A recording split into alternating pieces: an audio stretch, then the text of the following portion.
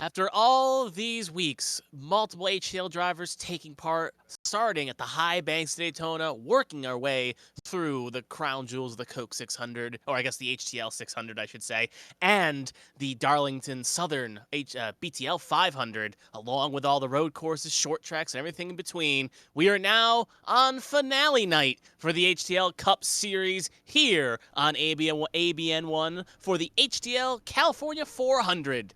As you see the nice little eye in the sky as we are joining qualifying about to take front, we're going to see 24 drivers try to slot their machines into a position on the grid and try to give themselves the best opportunity to end this season on a high. And for 4 of those drivers, they will be looking to end this night as a champion of the HTL ranks. We'll bring up these drivers in just a second as we go around here, but we'll go overall in due time. As first cars are now beginning to hit the track, we're going to get this show on the road. As you'll see on the aerial shots here, you'll see the first car. It's going to be the Gary Donaldson in the number 22 machine. Looks like he is coming around the last couple corners right now, and he will be the first car to take a lap here and start off the night here to glory. So Donaldson going to start off and start his flying lap. Other car on the track will be the rookie, the Monte Donaldson, who after tonight will get to lose the rookie stripes and get if they do come back next season, get to run as a full-time competitor and have that experience under their belt. Gary Donaldson, first car, as we see now, said an all right year. Obviously, maybe not up to his standards, but it still can be good. You can always improve through the last race here and try to set yourself up nicely for the start of next season. So as he hits 3 and 4 here, going to take the low line here. We're going to see different drivers run different lines here tonight to make the car go fast. We'll see some cars go high, some go low in their qualifying runs, try different attempts. So Donaldson running that low line will finish his lap, and it'll be good enough for P1, a provisional P1 with 41.63.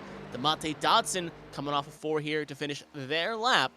It'll exit middle groove there, going to come low and cut the dog leg. We didn't see Donaldson do that. Dodson will, and they will set up a time that will be good enough to oust Donaldson from provisional pole and put DeMonte Dodson on provisional pole. So Dodson right now P1 and Gary Donaldson P2 as we move on nicely to the next 2 cars. Josh Arnold firing off now. Arnold was a final 8 competitor last week. Was looking like he had the chance to maybe make a run for the playoffs, but sadly got involved in a wreck and that took him out of contention. But still at the very least, it is still here to fight and still here to try to end the season on a high. Other car on the track will be the 97 machine as well of Martin Roberg. As you see on the left of the screen right now as we let Josh Arnold do his flying lap here, you can see on the screen, it's pretty straightforward now than it was in previous weeks. If the gold name is in gold, they are fighting for a championship tonight in both the drivers and the owners, as it is pretty much the same for drivers and cars. If they are in blue, they are just here for the fun of it and try to maybe better themselves in the owners or drivers and just get a few extra points to try to help out that season payout. So that is the pretty straightforward of it, and considering all 4 cars last week finished quite strong, we're going to see them later on in qualifying as they will pretty much sit in pit lane and wait to try to see what time they'll have to beat. Josh Arnold, now halfway down his flying lap, will ride on board with Arnold. So running about a middle groove here. We'll check him through 3 and 4 here and see what he elects to run here. Going to hug the wall close and then arc it down. Not going to go super low. Going to use that conversional middle line there. Some cars will feel more comfortable taking like an arc down and slide it up. While more will elect to kind of run a middle groove here and a little lift. Arnold going to cut the dog leg just a tiny bit, and he will set a time that will be good enough for P1. So Josh Arnold now provisionally pole with a 41.46, but Martin Roberg at the moment not trending towards pole, but can still maybe put an effort here if he can find that good second sector here. First time was at least 2 tenths behind Arnold's first sector, so we'll see what Roberg can do on the finishing lap here. Coming across the line, it was a faster second sector, and it was not good enough for pole. Dead heat with Josh Arnold's time there, as you can see on the scoreboard. But when it came down to the milliseconds, Arnold first set it first, but also when it came down to those very minor milliseconds we do not see on the broadcast, it gave it to Josh Arnold. So Arnold and Roberg, your front row provisionally, but a driver looking to best out is that number 1 machine of Kevin Gibney Jr., as he now fires away off pit lane. Obviously, Gibney was not qualified for the Drivers' Championship, but that car was in the Owners' Championship. Actually, No, that mixed my cars up there. That was Apperson, who's going to be coming out shortly here. But Gibney, obviously team on his own right, looking to hope the Lady Liberty cars can end up having a good run here tonight. That is where the spiel I was going for. Other car, Chad Swatsworth in 18 for Arrowhead. Obviously, he loves Fontana as a track, and is definitely a dark horse to be spoiler here tonight. Try to make a run. Gibney getting way loose off 4 there. Definitely going to hurt his run towards the line. Maybe trying to get a little extra grips there. But definitely an unorthodox approach as you want to be full throttle, not wiggling the car there to start your lap, as cars only get 1 attempt to put down a flying lap here. Gibney arcing it low, taking his first sector times right now as we speak. And it is at least in the ballpark of what he needs to be in, at least to not be last. So we'll see what Gibney can do here on the second lap, the second sector of this lap here, 3 and 4. As he comes off of 4 here, going to arc out towards the wall, almost kiss the thing. Luckily will not hit it, so this lap will be valid and will count. Coming across the line. That'll be good enough for P5, so that mistake there on the front stretch is going to cost him. And it'll be very hard to see that lap not being the last lap we see in the grid. Chad Swatsworth coming across the line now to finish his flying lap. And it was a purple sector 2. Can he did enough? He cannot, and he will also tie with Roberg and Arnold. So Swatsworth goes the fastest in the second sector, but the first sector has been Arnold's playground, and that is what's given him that slight advantage to keep that provisional pole. Hunter Peach up next in the number 20 machine. Obviously, Peach was a driver in the Final 8 last week. Obviously, came into a little trouble late after he got involved in an incident. Tried to recover like Tyler Reddick in real life did at the Roval, but just couldn't get enough of a lunge. The point gap was just a bit too big, and he had to settle for not making the Final 4. But I don't think that's going to damper his spirits here. He's a strong driver around this track, too, as we can turn back to our champ car and our HTL days. He's someone that can definitely be another spoiler you can throw up there with Swatsworth to be a non-playoff driver to win this race. Even though he did hit the wall there just a tiny bit, flirting with danger. Obviously, this lap will still count as you can hit the wall on your out lap and not be in the validation territory, but he's got to be careful and make sure he doesn't hit it on this lap, or the lap will be invalidated and he will have to start from the rear. Other car on track is Eli Sasek in the 9 machine, as he now started his lap as well. Now we know Peach is a driver that loves running towards the wall here. It's going to be the attacking zone early on the run, that high zone, to some degree, as obviously cars will go low to kind of arc out the corner, but others will try to use that high line to make moves as well, and I would not be shocked if Peach is one of those drivers that's going to be aggressive early, no matter where he starts. Coming across the line now to finish his lap, and he'll be good enough to take pole position, so Peach will clear the bar here by a healthy margin over Arnold, and he'll be the time that Eli Sasek will have to beat. Sasek, another playoff driver as well, got bounced in the round of 16. Coming across the line now, and that was a good sector 2, but it's not good enough to beat Hunter Peach. But he will take provisionally P2 and put that Ascent racing machine on the front row. So as the session's gone on, obviously it is beneficial as we'll see cars go longer in the session. Track will get more rubbered in, and in turn the cars that were strong last week at Bristol will be in the catbird seat to try to be strong here as well. So we see those times will probably continue to fall here as the session goes on. Alfred Denny up next. He'll be joined by Richard Odie as the next 2 cars to take a lap here. Denny got in some trouble last week as well, as if you do turn your mind back as well, he got in a very interesting wreck at Bristol. And he ended up damaging the car, could not continue. But last race of the season, Denny obviously was a playoff driver looking to finish the season on a high and bring some glory in that Kevin Harvick throwback scheme. He starts his flying lap now.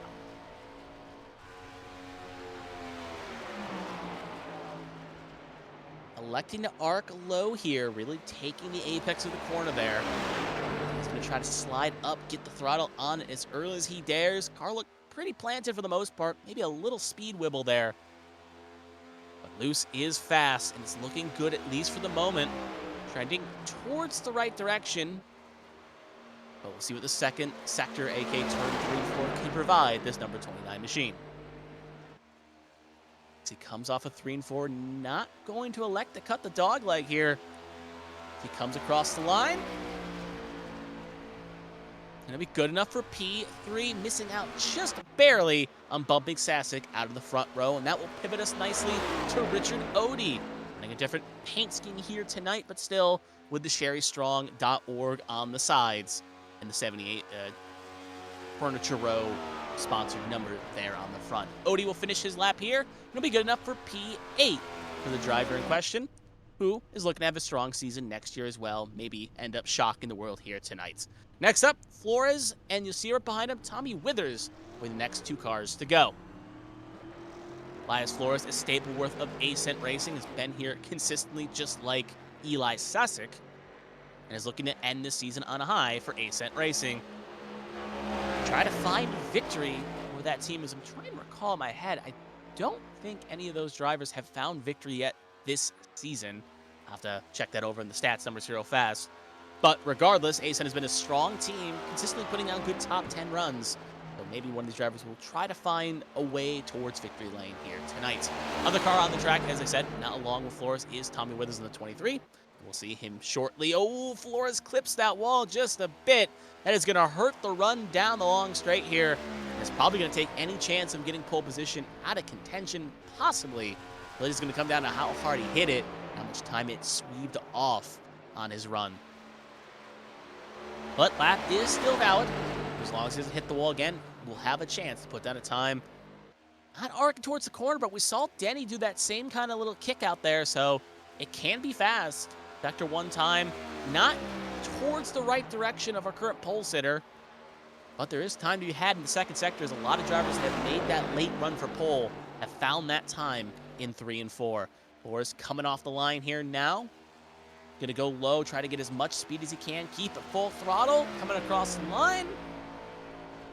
And it'll be good enough for P10, so that wall tip did hurt him up at the end, and he'll have to come from deep. Tommy Withers now gonna come across the line here shortly, finish up his run. He's like almost a throwback. Obviously, a lot of inspirations in that paint scheme as he comes across the line now. That'll be good enough for P4 for the 23 driver here. So he will finish his lap inside row 2 provisionally now. So next 2 cars on the track, you can see in the line is the number 90, Dean Clavitt, and then that NOS Energy Machine right behind this. Thompson, it is Bailey Thompson, I should say. Bailey Thompson going to be the other car on track along with Dean Clavitt. Dean running a interesting paint scheme here, to say the least. Season 2, I think, if I've heard the information correctly, a little throwback to an earlier livery. Considering this above the name page there, it is a different driver, so maybe we'll call him Nathan Estep instead of Dean Clavitt. But we'll see if it provides some luck for the number 9 machine. It's gone winless this season, has had a couple chances to find a victory lane. Fontana is a track that does play into his wheelhouse, these longer 2-mile tracks. But when the car gets loose off a 4, you can't do much with it, locking it down. But that is going to take any chance putting out a run. He will just spin it through the grass here and park it right into victory lane as he hits the inside wall right next to the Fuzzies sponsorship there. So lap not going to count. Clavitt going to start provisionally last. And now we pivot over to Bailey Thompson in the NOS Energy pink and white machine. Obviously, since it is October, see a lot of drivers in real life and a lot of companies rock the pink machineries for breast cancer awareness. And it looks like Bailey is also taking that into consideration as well with that number 27 scheme.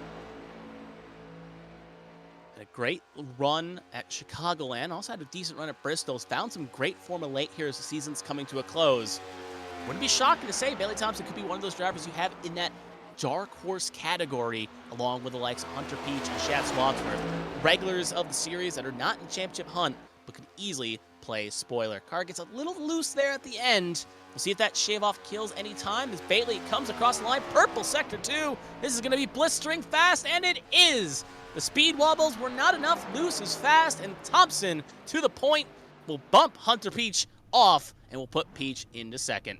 Next 2 cars on the track, Josh Gaiman in the 33 and Zachary Apperson in the 4, with the next 2 to take flying laps here.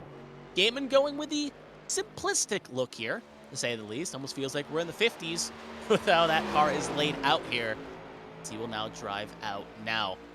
Obviously, that car is probably going to pop a little bit nicer in the night what these drivers will be racing in. Obviously, qualifying for the night races is always during the day, and the track will end up being in the sunset to twilight by the time this race finishes out. So a lot of these drivers end up running night schemes or cars that provisionally look better in the night, but in qualifying, they don't look the best. So is Gaiman going to come now here and start his flying lap? Really getting close to that wall as well, like a lot of drivers have. He will now start his flying lap. Gaiman was a Final 8 driver last week as well. Didn't have the run in the Final 8 he really needed to make a run for it, but he did try his best. And obviously going to take that going next season and try to get that 33. They even found victory lane this season as well, so looking to try to end the season on a high and give himself some good momentum going into next season.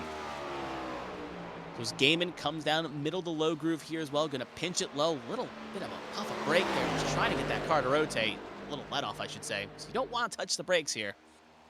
As Gaiman comes down through the start-finish line here, going to cut the track just a tiny bit, put down a time.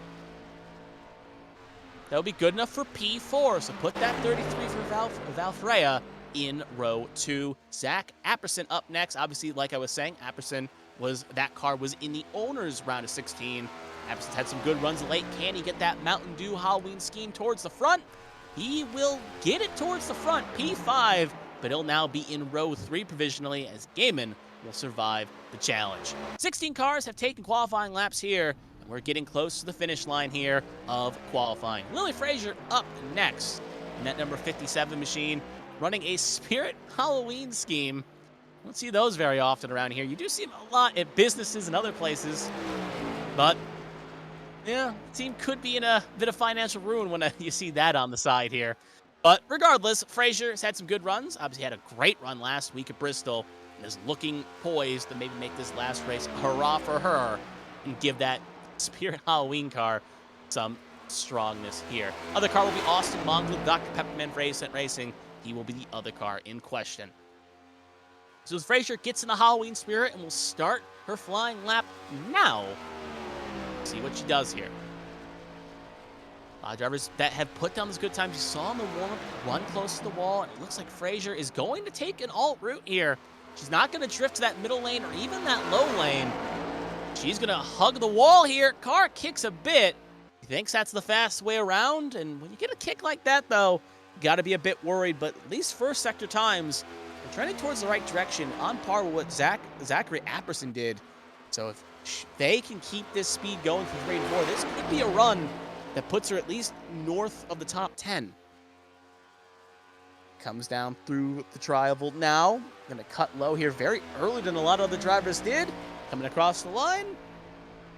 It'll be good enough for P11. So those little mistakes there did end up costing her, as she'll be outside the top 10. And we pivot now to the Dr. Pepperman of Austin Mongol for Ascent.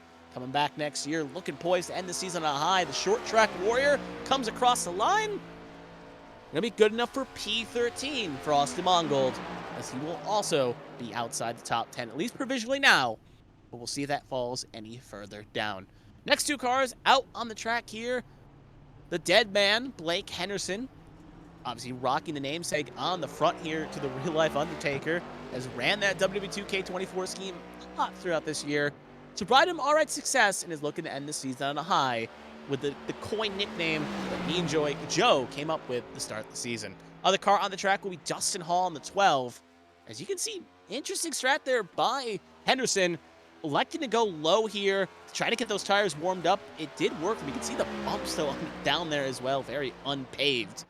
But cars like to do that sometimes. They get that extra grip, maybe get those tires warmed up to give that little extra speed to make a pole run happen here. So Henderson starting his lap now. And to quote his own admissions, did not put a lot of practice laps down here.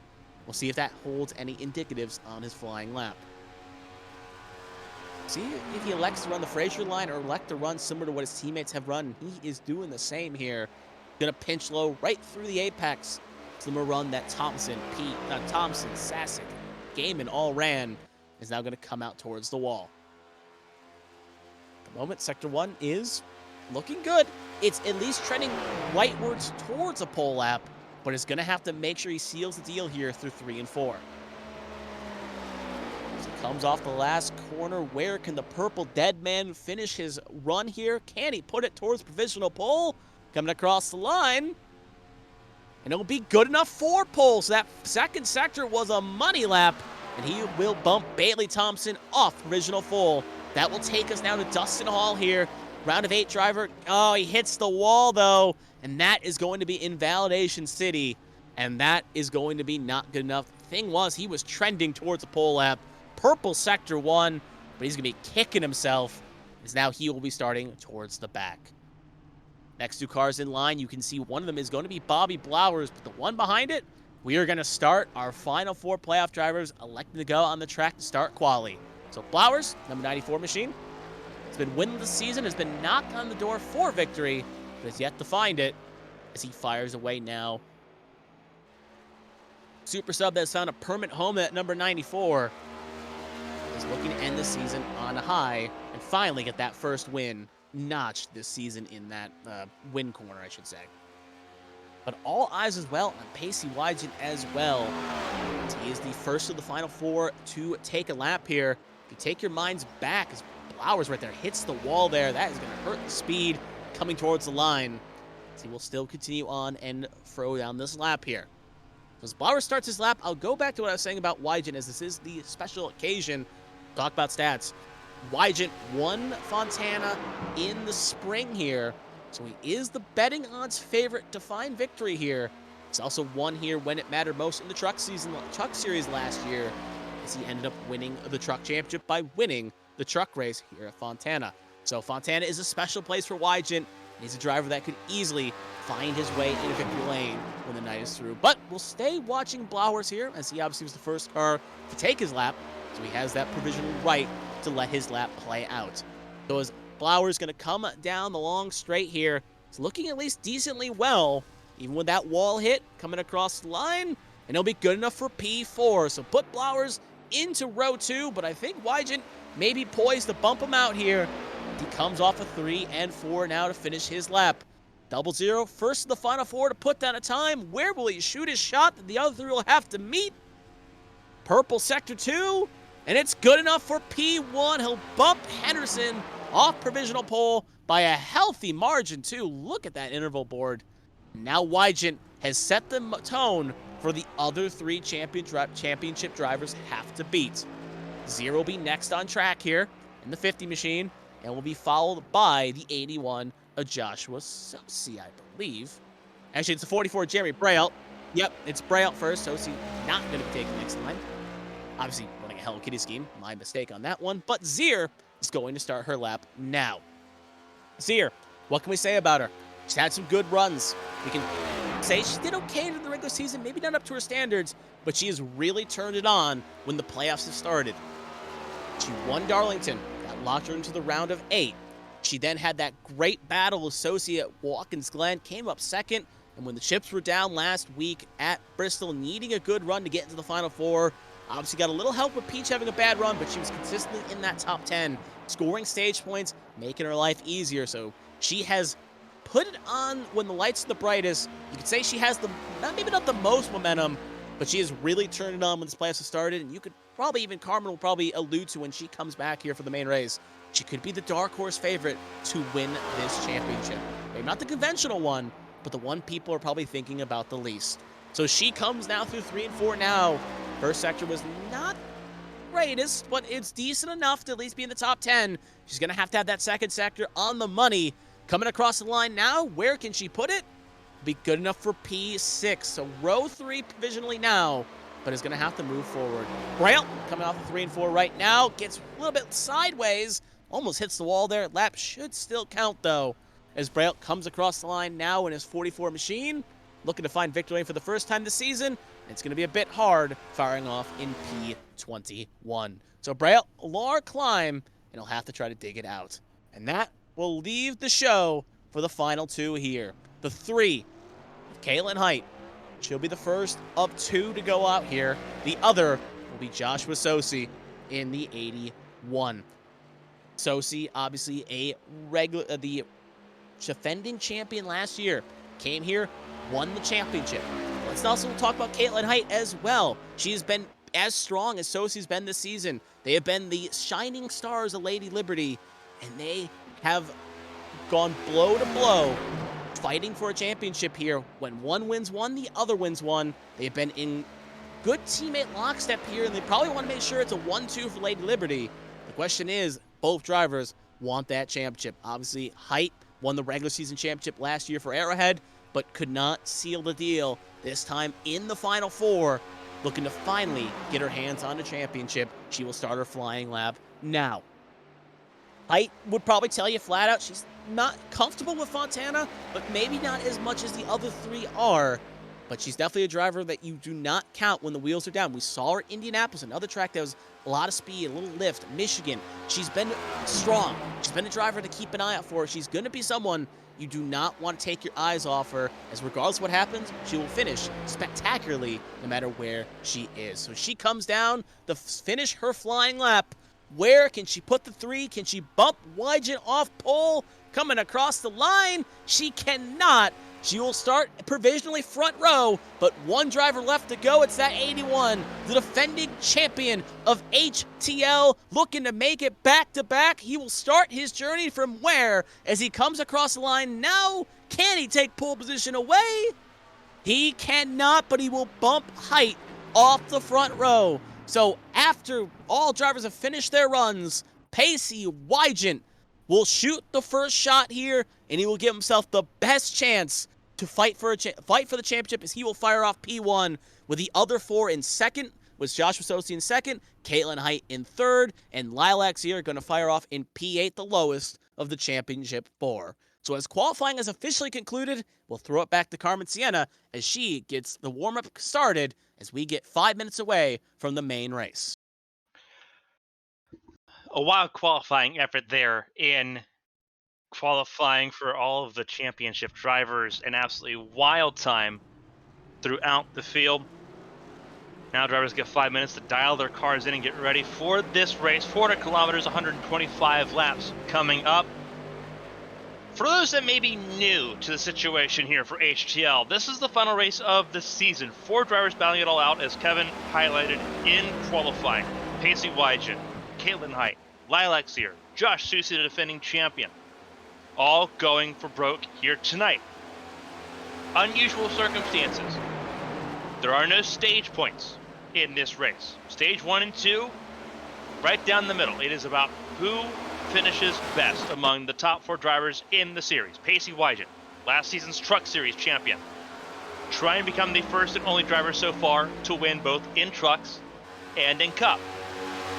Caitlin Height, as Kevin mentioned earlier, won the regular season won the regular season championship in season 3, won in season 4, was in the final 4 in season 3, did not make it to the final race in season 4 last time out. Now, back in that fight, and you're seeing Wygen and Caitlin Height shadowing each other here on the racetrack. They're going to be close together all night long, as will the 81 of Josh Susi, who won his championship last season by winning this race over Pacey Wygen and Chad Swatsworth. Lilac Zier, the biggest dark horse of the bunch, sits right now, nothing to lose. Worst that comes out, Zier finishes 4th. House money for the 50 car in what will be the final Cup Series race for Stepping Stone Motorsports. Going to be a very interesting time as we go through this race and as we get ready for the off season. Going to be very intense. A lot of enigmatic personalities going into tonight's race. One thing that cannot be denied is the talent in the top 4. Because you look at those that did not get a chance to be in the conversation. And it's a who's who's list of who's on the outside looking in, just watching on as this championship battle takes place. Josh Susi, Caitlin Height, Pacey Wygen, Lilac Zier, they come into this race level. There's no bonus points. Each of them have 5,000 points. Go out, win the race. That's the objective. Those on the outside looking in from 5th to 16th, there's a battle going on. Dustin Hall missed out just barely. Right now sits best of the rest. 5th place right now for Dustin Hall, ahead of Hunter Peach. Josh Arnold in 7th, Josh Gaiman in 8th. Then you have Eli Sasek, Chad Swatsworth, Dean Clavitt, Zach Meredith, Jeremy Brayolt, Alfred Denny, Blake Henderson, Lily Baltier Sharp, they're in their own little pocket because they made the playoffs. 5th to the 16th, they're safe. Then you look further on back where you got Bailey Thompson, Bobby Flowers, Lily Frazier, Martin Roberg, Austin Mongold. There's going to be a lot of shakeups, some new faces going into Season 6 when it kicks up in January. Pacey Wygent, we know this is his last race. Does he get to leave with his head held high as a champion? Kaylin Height, we know she's likely to return. Does she finally break even and get into championship glory? How about Josh Stacey trying to make history, becoming the first and only back-to-back two-time champion in HTL history?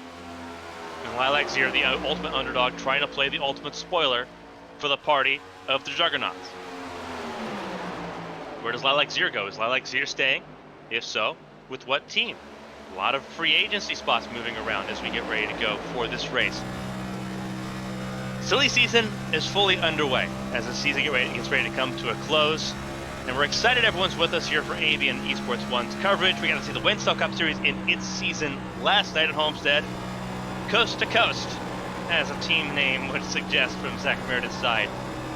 From Miami to just outside LA. For everyone tuning in, we appreciate it. And obviously we'll get to shout this out at the end, but we'll also shout out at the beginning. It's been a wonderful time for everyone that's been a part of us from the beginning to the end. Obviously, I'm Carmen Sienna. Alongside me for this race in the commentary booth, Kevin Young. Throughout the season, we had Joe Cortez with us as well. Behind the scenes, behind the production, as we've had for most of the season, Kristina Ryan. We get to do it for one final time together as a group in 2024 before we look towards the next season and everything else coming up here between now and January. One more time for all the marbles, and this is where the pressure cooker kicks up to a high degree. Warm-up is over. It's time to buckle up and get ready for 125 laps. So let's go ahead and run through everything we're going to see here because the stage is pretty simple. Again, no points for the stages, but there are stage breaks, lap 30 and lap 75.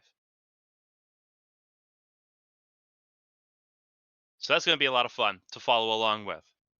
The starting grid, as you get ready to jump into it, it's going to be intense. It's going to be Pacey Wygent and Josh Susie at the front of the field. They will be on the front row here tonight. 4 cars marked in yellow. All of them are going to be the championship contenders. Everyone else in blue. We want to make sure everyone knows who's where in this fight. Wygent and Susie front row. Kaylin Height will line up in row 2 alongside Blake Henderson, one of his best qualifying efforts at a track that he noticeably doesn't have good results at. Bailey Thompson to the inside of row number 3 alongside Hunter Peach. They make up the top 6. Top 8 will be lined up with Bobby Flowers and Lilac Zier, the last of the final 4 in the championship fight. They sit in row 4. Row 5, the top 10, earmarked and capped off by Eli Sasek, and Josh Gaiman, running a throwback car to Tim Flock in the 1955 season. Zach Apperson in row 6 to the inside of Alfred Denny. Going to be interesting seeing Alfred Denny. He's moving to a part-time status at the end of this season. Tommy Withers, could this be his final race in the 23 car? We know Josh Arnold's staying around in the number 2 machine. In row 7, he'll start the final race of 2024. Row 8, you'll find Martin Roberg, super sub. We know this is his last race. It's the same for Shad Slotsworth. Their last races of full-time competition in HTL. We hope to see him down the line in 2025. Same for Lily Frazier. One last ride for the 57 car alongside the returning DeMonte Dobson. Austin Mongold sits in row 10, the 91% alongside Richard Odie. They cap out the top 20 in this field. Gary Donaldson in a throwback car, the Skull Bandit. Reminder that the HTL Tobacco Cups begins next Tuesday. Not really being broadcasted, but if you want to run the 87s, come in and do so. Gary Donaldson will be a part of that. Row 12, Jeremy Braille and Kevin Gibney Jr.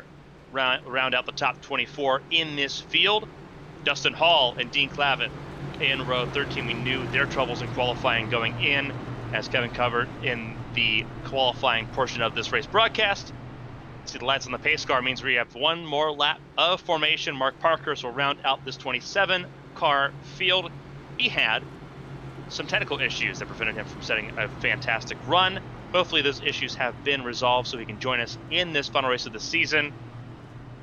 A lot of shuffling begins after tonight. Everyone trying to kick off the silly season with the best foot forward. We know Josh Husey's staying in place. We know Caitlin Hyde's staying in place. Everything else up in the air. Pacey Weidman looking at on your screen. Pole position. He's got the favorite spot. But it's not about where you start this race. It's not about where you're at in stage 1. It's not about where you're at in stage 2. You're not pointing your way through this. Be the best one forward. Running on board, we have onboard cams for all 4 of our championship contenders. Caitlin Hyde running the Daniel Ricciardo helmet. Teammates there, 2nd and 3rd on the grid. Lilac Zier, the ultimate underdog, has a lot of work to do, starting from row 4 on the grid. But it's all in play. This is what it comes down to, and we're happy you were with us here again. AB Esports coverage from Fontana. We're gonna have a crank it up to start off the race here, as we normally do. We'll be silent for the first lap, but as a celebration for the HTL season, it's 5th in operation. A salute to everyone that's followed us along the way. We've been at it, ABN and HTL, for 2 years now. It'll be 2 years next month. And we're glad you've been a part of it. So many people have been a part of this journey, and we get to continue it in 2025. For the last time in Season 5, we get to just tighten the seatbelts and get ready to go. It's going to be an absolute slugfest, and we're glad you're here with it. The pace car will take the hard left into pit lane. Pacey Weidman, Josh Husey, Caitlin Hyde, and Blake Henderson, the top 4. They lead us to green. The HTL California 400 is underway. We're racing in LA.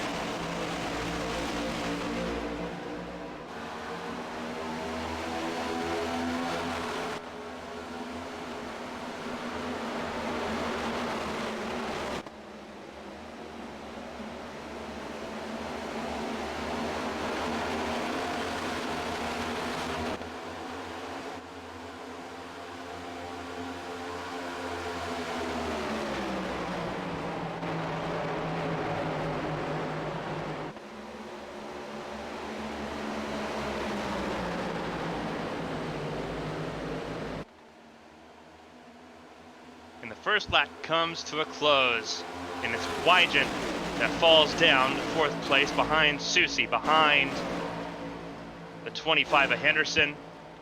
Contact there, and you see now Husey also being outdriven. There's Lilac Zier, who's already moved up from 8th place on the grid, now battling for 2nd alongside Husey. Blake Henderson now out in front right now, and you see them all bobbing back and forth. This track extremely bumpy as everything gets underway, but Henderson leads, and things will settle down as these tires wear. This is a car that will loosen up as this race goes along, as we get into the darkness of the nighttime here in LA. Again, no bonus points for leading a lap. There hasn't been any all season long. It's just about finishing well tonight. Josh Arnold, who missed out just barely on making the championship four, he's going to be in the mix trying to play spoiler. Same with Blake Henderson, who would love to get a race win and break his winless streak. And you see in the top 6 all the championship contenders. The pole sitter, now the furthest one back in 6th place, Pacey Weidman. And Kevin, you see the bumps here. All of us have had a lot of experience here across the board at Auto Club Speedway. Now, if you're someone like Pacey Weidman, how do you readjust and refocus and try to make your way back forward? Because now you don't have any cushion. It is all just flat out from here. Well, there's 2 ways you can do that. Obviously, you've been talking a lot, Carmen, about how you got to be the fastest on the track here. But knowing the stints of 25 and 75, obviously you're not running for stage points here. So you play the hand you think will work for you. And we know, even though the stage breaks are there, it does open the element for strategy for some of these drivers to maybe take an apprentice here. So knowing that this first stint is half what the second stint is, Weidman, maybe knowing this, could maybe lay off a little bit here. Run the line, see what Sosi's running. See what Zier is running. See how those cars run early on the run. They have a better short run car, a long run car. Put this information in the back of your bank here as you see Sosi going to get zipped around the high side here by Pacey Weidman, as they will be side by side heading off into one. But to kind of finish my tangent there is that range where you put this information in the back of your mind, so if we get a late caution, or if we get a final restart, or even if we get a green flag pit stop in the final stage, you know what may need to take in order to have yourself fight for a championship. So early on, it's not doom and gloom as long as you're still within touching distance, which obviously Wygen is, as the main rivals all around on the track here, obviously occupying 3 through 6th here. So overall, everyone's where they need to be. Just take this opportunity early. Let the car come to you. Don't force it. Sosa just hits the wall there. Like I said, don't force it. Don't give yourself any unnatural damage that could hurt the speed on it. We saw Dustin Hall last week, prime example, hit the wall a couple times in the second stage there and took his car to any contention to win that race. So be smart. Don't overcook it, and do not burn up the stuff or the car, and just stay in contention. And you're seeing this, and again, when we say the best, right? It's the best of the four becomes champion here. They do not have to win this race. It is just be the best of your four, which right now is Lilac Zero. Zero going right now after Blake Henderson, looking at second place, trying to make some inroads here. Josh Arnold's gotten away. He's in the race lead at the moment, as you see side by side out of turn number 4. Down the front straightaway we go. Henderson's gonna hold on to second, but Sears got momentum, and so will 00 Pacey Wygen, his teammates further back. Caitlin Height and Josh Susi will battle it out, entering turns 1 and 2. And you talk about it, it's very important to not have damage at this point in the race. You don't want to throw it away early because there are no fast repairs. Sear got really tight, had to really back out of it with Blake Henderson, and it gives Pacey Wygen a good run as well. A little bit of contact, but everyone keeps going the right direction.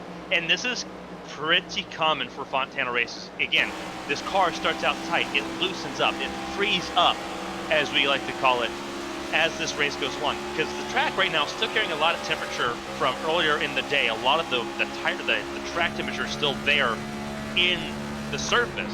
It's going to go away by the time we get to nighttime here, and as the race goes down, the lines you run will dramatically change. Running aboard with Caitlin Height right now, getting around Josh Susi.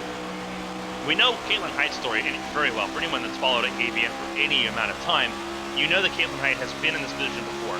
Got taken out early by Eli Sassick in Season 3's finale. Wasn't able to be present for the Season 4 finale. Just wasn't able to be there, despite making the championship before, which was heartbreaking. And then, obviously now back in this position again, now sitting in second place with work to do, and you see the swarm of cars moving forward in this field. That's going to be very critical to manage in this race. You're going to have cars that start off strong and fall off as the run goes along, and those that sit back. Figure it out. Dial the cars in. Remember, 30 laps in this stage. There could be pit stops in this stage. We know there will be in the final stage of this race. There may be pit stops in both stage 1 and stage 2 if we're fortunate here, because these are smaller fuel tanks. They will be fuel mileage based as far as how far you can go. Josh Arnold, though, front of the field, not worried about any of that. Just run, just go, just gun it. And Pacey Wygen going to try to keep up with him here. Teammates, and importantly enough, teammates with the 2 and the 00 for Coast to Coast Racing. The only 2 Coast to Coast Racing cars. I'd be remiss not to say this. Last race for the team as it currently exists. Pacey Wygen, we mentioned, if this is his last race, he's trying to go out on top. Zach Meredith became a father, got married during the season. He is retiring from full-time competition in the HTL Cup Series due to Hurricane Milton. Not able to be present for tonight's race. Watching on, supporting his team from adrift here tonight, hoping that Pacey Wygen is able to bring that team a Cup Series championship once again. Meanwhile, further on down the order, Blakeshatz Wadsworth, last race for him as well, and for Arrowhead Racing. Trying to support Blake Henderson there. Blake Henderson burnt his tires up a little bit early, trying to get to the front of the field. He did that. Now he's paying the price for it as this race goes along, and you're seeing Lilac Zier fall backwards as well. You mentioned this as Henderson tags the wall out of 2. Wadsworth immediately trying to make some inroads. Wadsworth strong here as well. And Kevin, obviously it's easy to get caught up in the moments here. You're seeing a lot of cars bobble it. My question for you, if you're someone that's kind of going out, just kind of going guns a-blazing, where is the line for you? Because we've seen just about a dozen cars tag the wall, either out of 2 or out of 4. When do you kind of start to dial it back just a smidge if you're one of these drivers trying to play spoiler? I think it comes down to a certain range here, at least in my opinion, from when it comes to. Obviously, if you're far enough back right now outside the top 10, you probably shouldn't be 100% pushing as long. You should probably be saving stuff, getting your tires, obviously short stint first stage. but not really trying to over-push it here. But if you're in this middle group here, obviously with that lead pack kind of drifting away a little bit, they're still within distance though, so it's not all doom and gloom. But you got these fights here 3 wide, as you can see right there, cars zipping and zipping in and out with Ride Forward with Lilac's here. And you got to be careful because we've seen what happened earlier in the spring race at Fontana. 2 cars got together, Sosi, I believe, with another car, ended up getting hooked into the infield grass, and it ended up ending a bunch of drivers' races. So you got to be careful to be on that edge and not fall off it, and in turn put yourself in a doom and gloom here. So as you see, checking forward here, you can see right now second, third, and fourth, all championship drivers, as Sosi is trying to get a good run here on Wygent and make it a Lady Liberty 2-3 here, but Wygent holding strong. Want to take this opportunity as well for the live viewers at home. We are watching on Twitch. First of all, thank you for joining us here on ABN1. Secondly, there is a poll currently open right now. You can use your channel points to predict who you think will be the HTL Championship champion at race's end. All 4 options are in there, so make sure if you got the points, if you are here, take a vote, take a gander, and see who you think can be the right driver that will hoist the championship. About 10 minutes to go in the poll, so make sure you head on down there and vote as we watch cars still fanning out here like rush hour on the I-40 as cars just battling for position here. But Arnold, keeping a healthy distance, whether that's by choice or speed, is yet to be determined. Yeah, everyone trying to work together and making work happen here. You see Josh Arnold leading the way, but now the front 3, the powerful 3, the juggernauts of the group, trying to reel back in and get to the front of the field. Again, no bonus points. There's no stage points, no nothing. Just be the best driver at the end, as you mentioned. We're going to be hammering that home all night long. Right now, Caitlin Height's in that position. She didn't have a chance to be in this position in Season 3 when she was last in this position. Now she is, and trying to get to the front of the field. She's going to be very strong. You see on the tower on the left side of your screen where everyone started this race. Arnold started 14th, made his way to the front of the field with haste, and now beginning to pay for it. But again, stage ends on lap 30. No stage points. Why not go for it? There's nothing to lose here. Now you see Pacey Wygent up to 2nd place, having gotten around the 3 car. Wygent's got a lot of work to do, and there's Katie just to the outside, gonna side draft that right side, even outside of the plate tracks. Still very vulnerable to side drafting. Caitlin Height using that to advantage. Absolutely key for her as she got right to the quarter panel and pulled right alongside. She's going to have to do it again at a turn 2. Wygent using the inside lane really well, and now its teammates once again back to the 1-2 position. Caitlin Height will over under. Really good camera work just tracing that number 3 car, and Blake Henderson back in the top 5 as well. Now in 4th place ahead of Susie. Trying to mingle it in here again for everyone not in yellow on the tower. Trying to play spoiler at this particular point in time. So that is everyone's objective at this point. And here we go for the race lead. Pacey Wygent. Ooh, caution's out. DeMonte Dodson and Broberg were involved here. Oh, and that's I think a Clavitt lot of may have smoke. been involved as well. Complaining about brake holding. So we'll have to get a replay of this here momentarily. Oh, Zier. Is that Zier? Zier's yeah, in that's Zier. Zier is involved, whether she's got damage or not. We'll have to see. Oh, yeah, she definitely does. And it's a lot of front end damage, mostly on that driver's side too, which will affect how that car behaves. That is not great if you're Lilac Zier. And Lilac Zier is falling backwards quickly as this went along, and this is nothing she can do here. A lot of piling in there. Looks like 3 of the 4 Ascent cars, actually all 3 of the Ascent cars in this race were involved in that. The 91, the 97, well, 3 of the 4 because Flores, but that is Roberg that gets tagged. I believe that's by Apperson. Let's see if we can get something further back here, because obviously this is the aftermath of what appears to be a bigger checkup out of turn 4. So this is with Zier. We're going to see if we can look further afield here. This is with, let's see if we can get a hold of either Frazier or Swadsworth. This is Susie in the 81. Swadsworth in the 18. Oh, Swadsworth just tags the wall. Looks like Roberg was trying to avoid tagging them. And both Flores and Sasic just pile drove into Zier. Everyone racing to the caution. And we're gonna get, because Zier almost made it through until she got hit. Yeah. we'll watch on board here with Zier. You see, tried to skim the gap there, maybe a bit and over then got aggressive. turned. But you're going 180 trying to spit that gap. I do want to take one more look at something else here. It just happened after the caution when we're done with replays here. Do want to keep an eye on Josh Sosi as they were coming to get to the restart, coming to get to the pace car here. But we'll take a look here in just a second here again. Watching Sosi here, up a little bit up. Now watch the wreck here again. Spots relatively okay. It's going to be coming to the pace car here, but we'll check Zier here first. Again, hitting the grass. You can see 33 and 29 also got a piece here. Denny and Gaiman. Withers luckily was not hit, but yeah, that car. Let's see if we can get a look, because this is coming to the pace car. Josh Susi coming to the pace car. Seems like he got a little bit of something out of this. Yeah, you'll see in a second here, because I saw it when we were watching live, and you'll see in a second here, they got to catch the pace car here. They're going to slow down, because they don't got to catch the pace car here. You're going to see Wygen slow down, Arnold slow down, but cars maybe not paying attention, getting on the brake. You can see how close it could have been to a championship ender. He almost hits the back of Wygen and almost clips in front of Arnold. But someone was watching above there on the 81 machine as he will avoid it scot-free in that incident. Yeah, this is Swatsworth who just barely tagged the wall, and Roberg checked up just to avoid tagging Frazier, because Frazier checked up, and teammates are further behind, the 33 and 29. Not great. But just a gnarly accident all the way through here. This is with Flores, who is going to have a really bad view. Listen into this, because he's going to keep it hung. The hole was there. It just got filled by a Zier coming down. Well, the thing is, and this has been a consistent problem, drivers not lifting when they see smoke. Just running and running and running and running and running to see caution. Very greedy, very irresponsible, to say the least.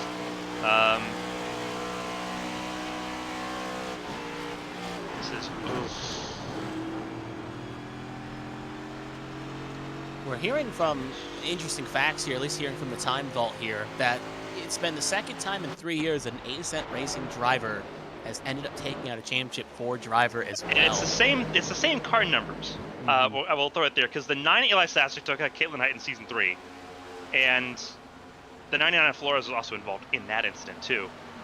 And then, obviously tonight, the 99 also involved with the incident that has taken Zier, because they ran right into the back of Zier too.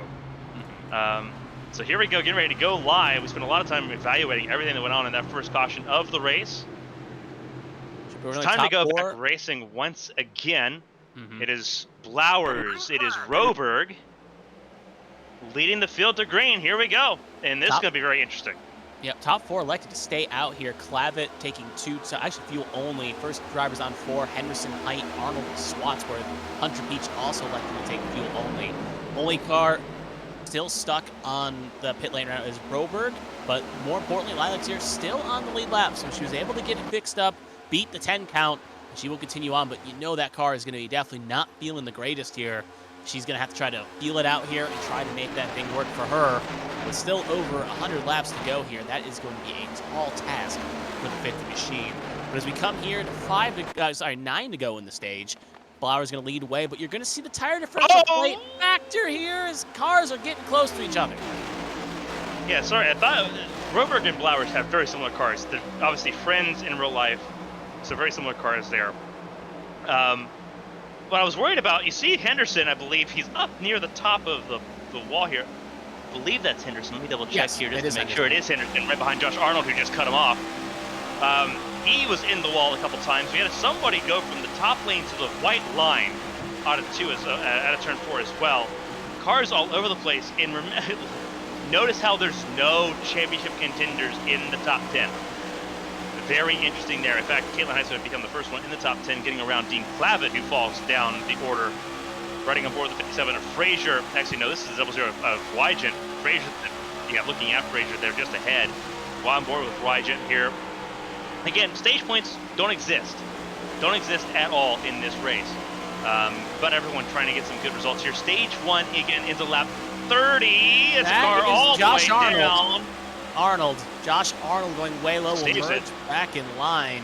That's another thing we've seen throughout Fontana weekends. Cars have gone high and trying to make quick moves and end up getting just a little loose off exit. But to kind of go back to my point, I was talking about fresh tires.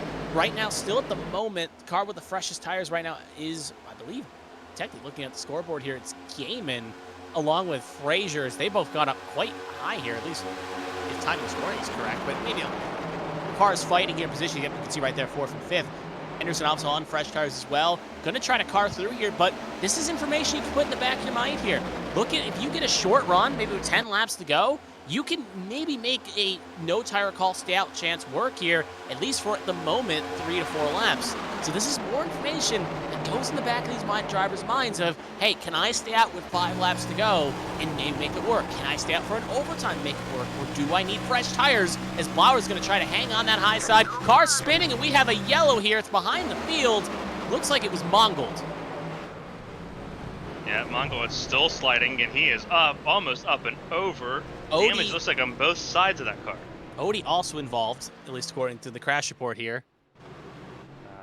Double check here. So it must have been heavy enough damage. Mongold and Richard Odie. So we're going to take a look here. This is with Mongold. He's on his own, looking at our screen. Richard Odie just behind him, I think. I saw the smoke. It may be even ahead of this. I think Mongold, may have spun at a 4, and I think Odie may have been a part of. Oh, no. Right next Flores to Sosi. again. Right in front of Flores. Oh. Then there's Mongold. So that's 3 of the 4. No, it's 4 of the 4 ascent cars involved in incidents in quick succession. Because Mongold was the only one not involved in the first one. Think how close that was, though. As we'll watch again here. Sosi was on that inside. That car takes even more of a left kick. It's getting right into Sosi and maybe hooking Sosi into the wall. So Sosi, again, using a lot of those lives right on board with Mongold. Minor hit there per lease. Car relatively says it's all about the suspension damage. Yeah. Because the way Odie, because to kind of explain how this is going to go, these cars behave a lot more like open wheelers now than they did before. Because if you lose the toe link, which is what happens here with Richard Odie, you lose the ability to control your steering, and more importantly, you lose the ability to hold the brake. Like, you start losing braking power. So Odie's kind of a passenger at this point. Like, he can crank that wheel to the right all he wants to. If that wheel's not connected, guess where you're going, buddy?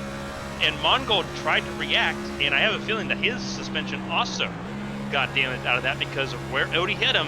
It wasn't on the fender. It was on the tire directly. So I would not be surprised if that was even more damage for... You see Odie just a little loose in front of Flores. You see he's cranked. Yeah, you see he's cranked it. He's had it cranked all the way to the right, and it just isn't responding, and that's unfortunate. And Odie knew that immediately, that his race was pretty well done and over with, because he just can't get a turn. Over Flores, who's going to have very little time to react to this one. He had a lot of time to react to the last one.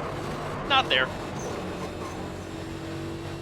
So some more repair work, some more bare bond needed for that 99 machine. And just like that, 2 ascent cars potentially done for the day, all 4 wounded, in a race that has traditionally not been kind to the Ascent Racing team here in California. Yeah, it's been a rough outing for that team. Obviously, we're looking to end the season on a high, and so far at the very least, getting a lot of those cars heading to an early scrapyard is not the way you want to take it. Doing a little bit of a kind of mop-up here to see how everyone's doing right now at the very least. Obviously, only technically 1 car to start the race in Parkhurst. Jeremy Braille is the only car to officially retire from this race, but obviously with the toe link brake being broken on Odie's machine, Roberg's still in the pit lane for over 8 minutes, even though it looks like he's about to leave pit lane now. So overall, though, it's still a lot of drivers still competing, which has its own effect. Zier's car looks really good. Obviously, 55-second pit stop. Zier's car looks almost ready to go.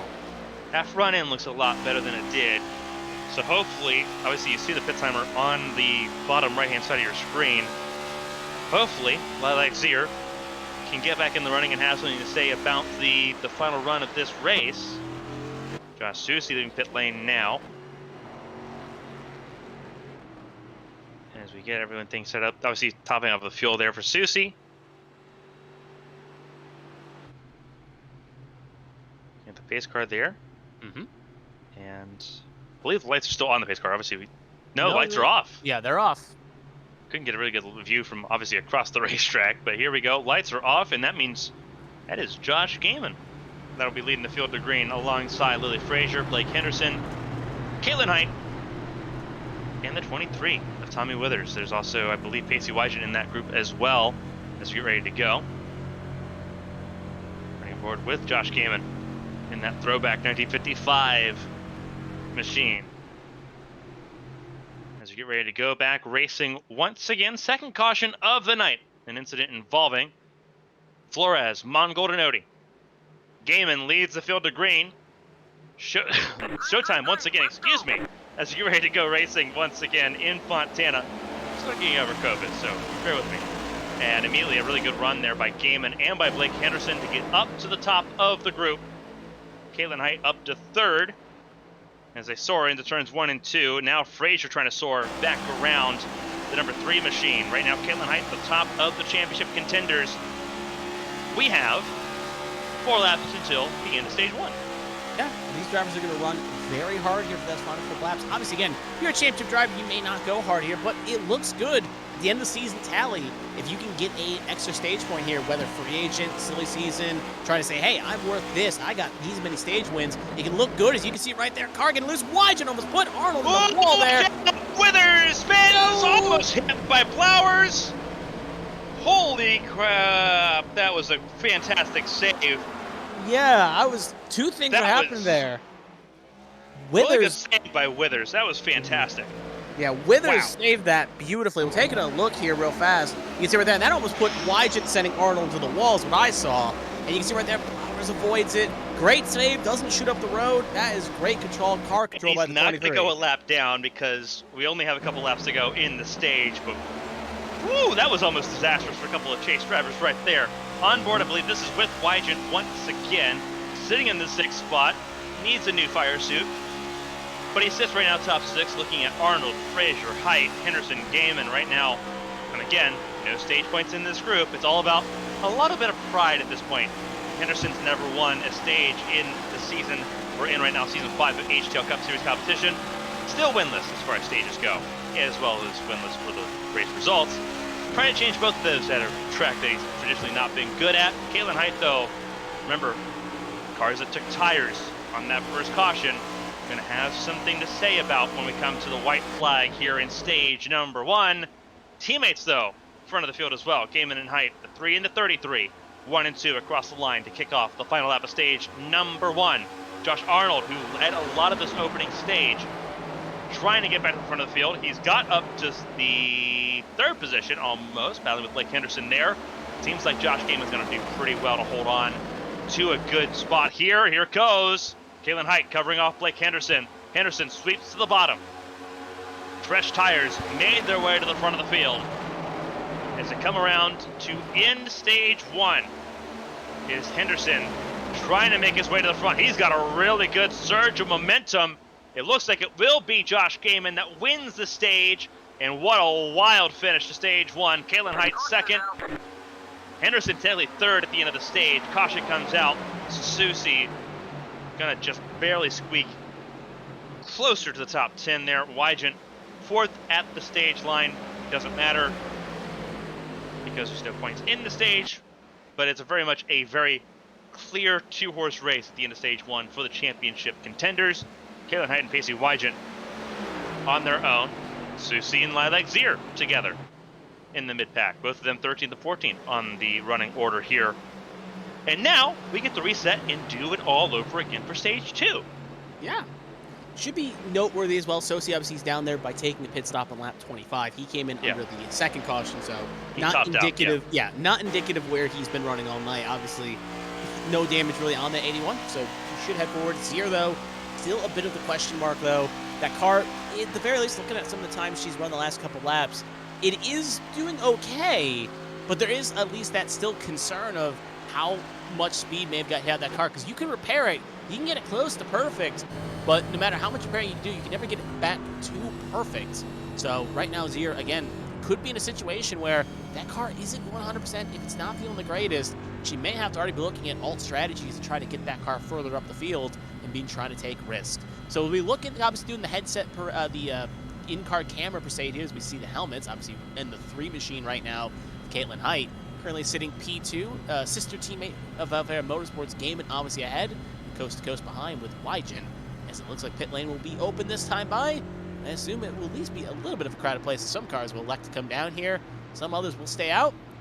Looking at the scene right now, Looks like Wygent will lead him down. Arnold going to stay out. He's going to bail on the train along with a few others. But Gaiman and Height stay out. And for the cars that were in the top championship 4, all 3 will come down, excluding the 3 machine. So interesting to see how things play out here as we get ready for stage number 2. Remember, those that topped off at the end of that second caution will have the ability to save some extra fuel here under this caution here to set up stage number 2, which ends on lap 75. So we're going to have a 50-lap stage 3 to end off this season. Gaiman and Height stayed out, as did a few others. Wygent among those coming in pit lane.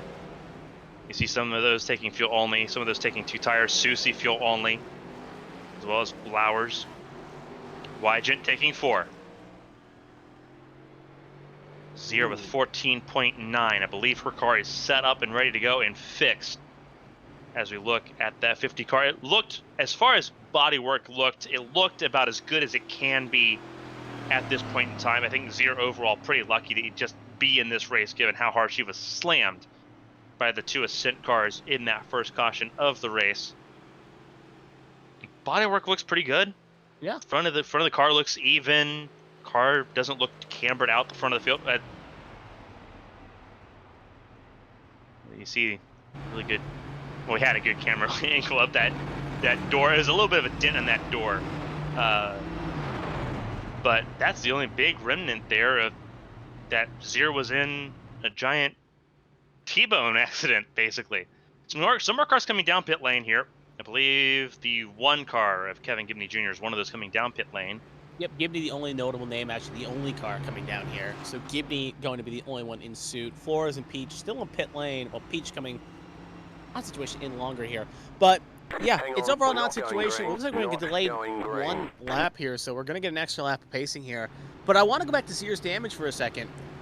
It brings a point, because obviously we see that damage on the side, but we know these cars can be a bit, especially at a track like this, there can be concerns of obviously that being a bit of a parachute on the outside if in that spot. So I do wonder, even though this isn't a draft track like Daytona, Talladega, but that could still hurt your speed down the straight, even a turn if you're getting drafted on, it could affect that car. So we'll have to see how it goes with that damage on the side, but at the very least, everything else seems relatively unharmed. Yeah, we'll obviously have to see. Obviously, Zier's going to have to figure this out over stage 2 and stage 3. But she's in the fight, which is important. All 4 championship contenders at this point still running, still in the hall. Caitlin had the best of the bunch, and you see using the teleprompter here, kind of just outlining sort of where that existing damage is. And unfortunately, you just can't fix. You wish you could fix that much carbon fiber, but unfortunately, the only way to fix it is to remove it. And that would not help Zier at all. You talk about parachute, that'd be a really good way to create one. Car coming down, looks like sitting on the white line. Josh Arnold, is he coming down pit lane or is he just saving fuel? We'll find out. Looks like he's just saving some fuel here because he stayed out under that stage break. It is Gaiman and Height front of the field. Josh Arnold sitting in the 3rd spot as we get ready to go back to racing. 3rd restart of the night, stage 2, underway now for the HTL California 400. Josh Gaiman, a fantastic run. Teammates going to try to work together a little bit here, but remember, there's a different strategy in play. Those that pit on the stage break, those that pit to get position earlier in the run. You're going to see a lot of position swap as this run gets underway. 31 laps until we get to, 41 laps until we get to the end of stage 2. Guaranteed pit stop in this stage. Yeah, guaranteed pit stop does loom in this situation. Does loom for these drivers if obviously cautions don't precede it in this situation. Obviously with the car staying out there, banking on this maybe being a caution in this stage or trying to do the huge undercut. But Height will take the lead there ahead of Gaiman, will lead that lap.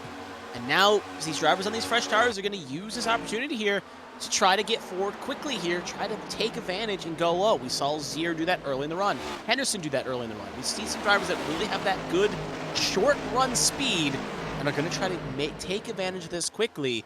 But already, Height going to catch a little bit of lap traffic here early on. One car obviously way off the pace here. They're going to catch in a second the Monte Dodson, who's just trying to contest the laps here. So even though it shouldn't play much of a factor, one car should just move out of the way here. But that still could be a bit of a factor later on with how these cars affect their launch. Yeah, right now everyone trying to make some inroads there. Josh Susie was making some inroads as Caitlin Height gets around her teammate. So with Josh Gaiman. Demonte Dotson, as you mentioned, going to make it pretty easy for this group as everyone cycles through. And we saw there from the shot looking down the back straightaway towards turn 2, Dotson's got damage. He is not an okay car, and unfortunately didn't have time under that caution to fix it. So unfortunately, he's just kind of sitting the odd one out at the moment. Caitlin Height, though, front of the field, 19 laps on her tires so far. Obviously, some of those are under caution.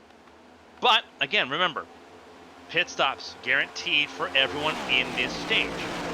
So it doesn't really matter where you're at right now. Just trying to get to the point where you can use an undercut strategy. I think Caitlin Height's going to kind of hope that the undercut works. They've had to read the tire wear in this situation. So let me kind of put on my analyst cap, and I'm not going to do the Larry McReynolds accent. Can't do it. Still about battling COVID. Trends say the undercut here is not effective. The amount of time, because draft is king at a track like Fontana, 2 miles, every lane's viable. This is as close to a plate race as you're going to get without actually being at one of the plate tracks. You need someone to pit with you. You need draft. The undercut typically doesn't work because if you fall off cycle, you usually don't have a chance to get back on it. There were only 5 cars that stayed out here, and not everyone's working together. Obviously, the 3 and the 33 that work together, they're not going to work with the 2. They're not going to work with the 12. They're not going to work with the 90, who are on different strategy calls. It's a bad omen at this point because you are better in a group than you are alone. That's where Josh Susie's at. That's where Lilac Zier's at. That's where Casey Wygen's at this point in time. And you notice, obviously the 50 is still trying to gain some time here. Look at where the 00's at right now.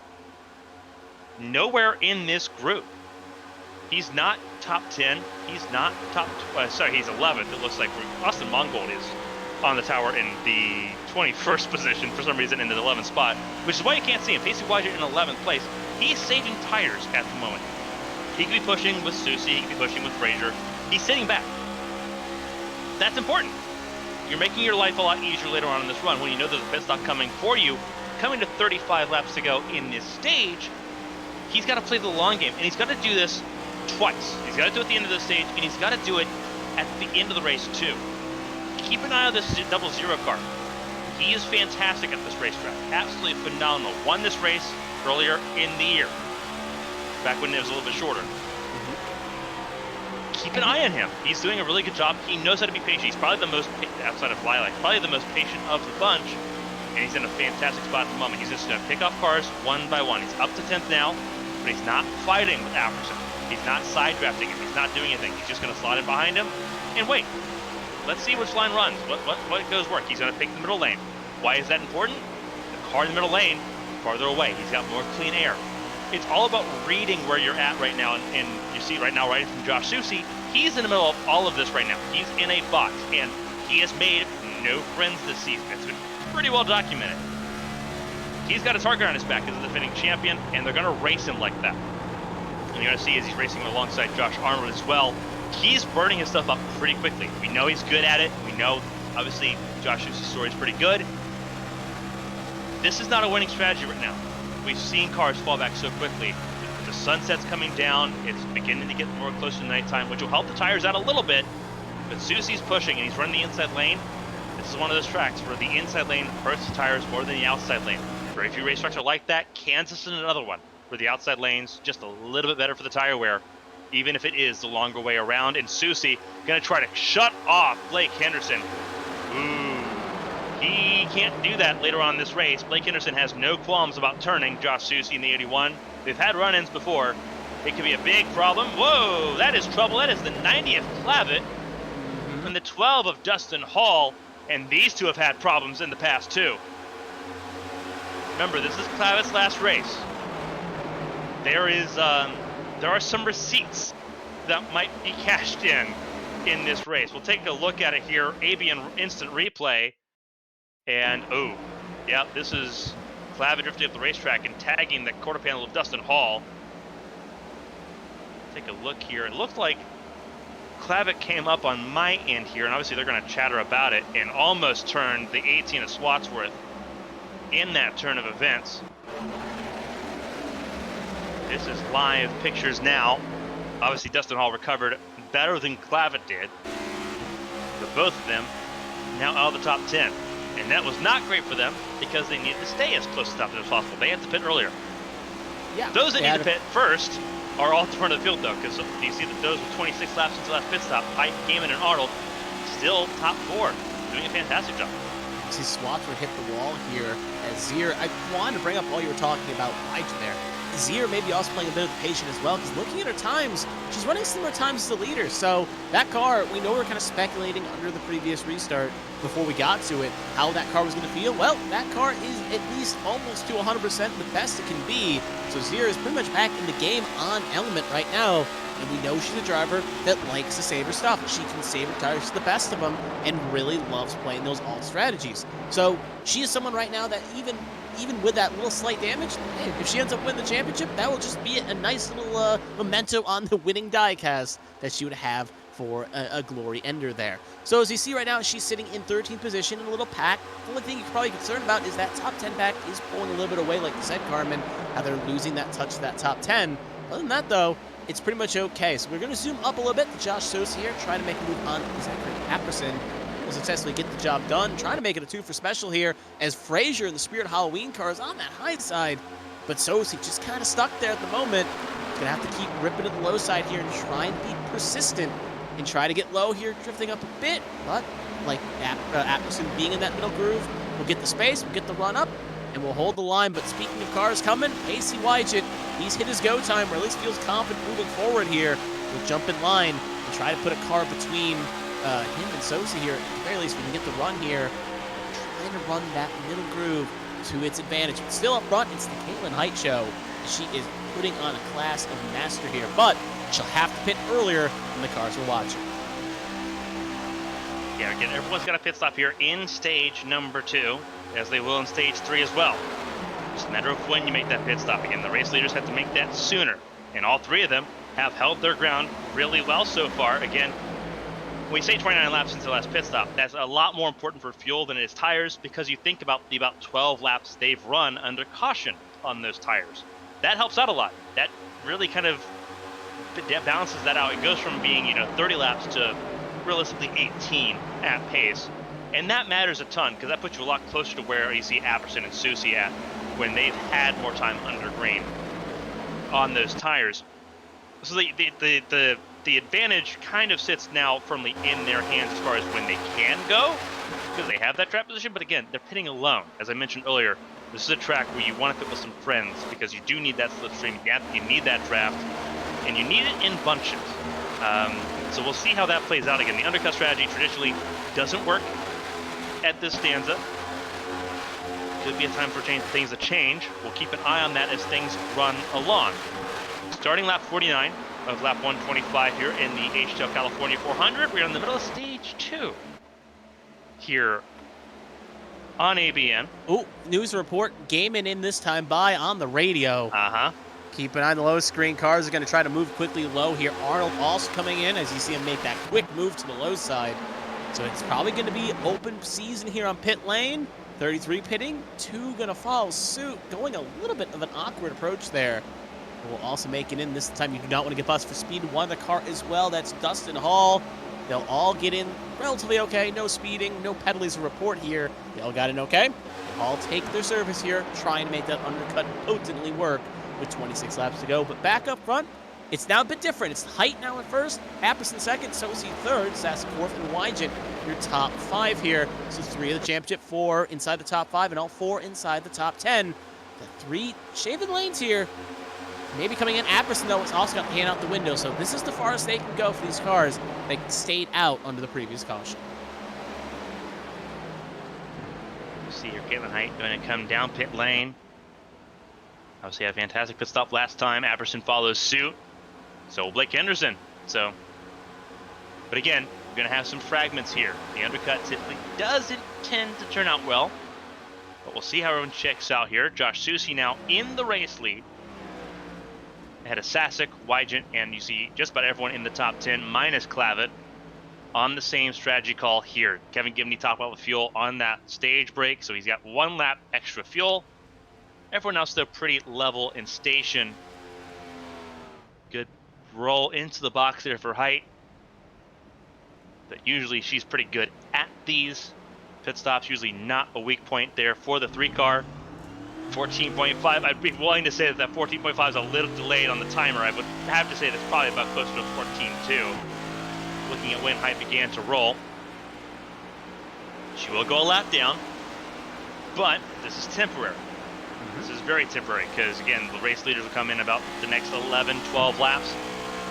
That gets you to about lap 63, lap 64 maybe. So Caitlin Height should be in a really good spot here. Josh Susie only led 3 laps today, which is insane to think about. Typically, he's, as much as he's been up front, you'd imagine he'd be a little bit closer. P2 only 1 lap led. So kind of tells you just how much these 4 have not been at the front of the field. They've been in their own little space in this race. That's Blowers, the 94. And I believe that's the 9 Assassin. It is the 9 Assassin sitting right there behind him as well, running aboard with the 00 of Wygent. They got the racetrack. Wygent rolls to the bottom of the racetrack. Really good look there, just at how much of a gap Wygent's able to pull on them down turns 1 and 2 with his unique line. And the 81 and the 00, as it was last year, the 1-2 right now. And we know this pit stop's coming. They've got to try to outdo each other while also staying ahead of the 50 and 3. The 50 now up in the top 10 as well. And this is where, if you're a Caitlin Height fan, one of the cars that hit her early, right now the thing you do not want to see is a caution. Because true, they would get the wave around. They would come around, get the wave around, and get back in the lap that way. They'd be off sequence, older tires, and further back, which wouldn't be something they would want to be in the situation. So right now, just got to hope it stays green for these next few laps until everyone's able to complete their cycles. Right on board here with Lilac Sear, currently sitting in P8. Playing a little bit cautious here. Clabbit, as you can see just at the screen here, it's got hand out the window as well. He will be coming on in. Now riding over here with Josh Gaiman. Has got the freshest tires here, and you'll see the differential. It's at the purple sector 2 there, last time by. Now entering sector 2 again, you can just see ripping around Tommy Withers, who, not for P6, but Withers is currently in 6. And it just shows you how fresh tires can really work when you have that differential. And he will presumably just set the fast lap of the race. He will not, but still pretty good lap there as he is moving quickly through as he set the fast lap of the race 2 laps ago with those true fresh tires. So right now, charging forward, more cars now coming in. Sasic, Blowers, 3rd and 5th, now 4th and 5th should be coming in. That's going to make the road even easier for Gaiman to get his lap back. Yeah, everyone obviously battling out. This is Caitlin Height also sitting just up the road. A little bit slower right now than Gaiman, but Gaiman also doing a really good job of just getting there. Ooh, Wygent got a little loose there out of turn 4. Caitlin Height gonna blaze on by, trying to get around Susie as well. Obviously, this is where the tires, you see how important these tires are. There is Lilac Sear now up to the 3rd spot. Poetic where things are at right now, and you're seeing where Sear's at on the racetrack, not far away from the top 2. There's Dean Clavitt coming out of pit lane, that 90 car. There's Wygent in the 00, shadowing along, being passed by the 33 of Gaiman. Does Wygent come in this time? Yes, he does. Into pit lane comes the 00 car of Wygent at a 14.7 stop under the stage break. Now he needs a little bit of a quicker stop. One advantage, Wygent obviously has the first pit stall here, so that would give him at least a slightly better advantage here as he fires off. He's using typically cars to get the first pit stall, don't have to travel as far down pit lane when they exit, and get on the throttle back quicker. So Wygent needs not to miss the box here. Make sure you hit your marks. This isn't the money stop per se. We'll see that next stint. But right now, it's still, you do not want to cough up time if you can help it. Smooth entry as the jack now goes up. Probably not going to be anything less than 4 tires here. It would almost be shocking.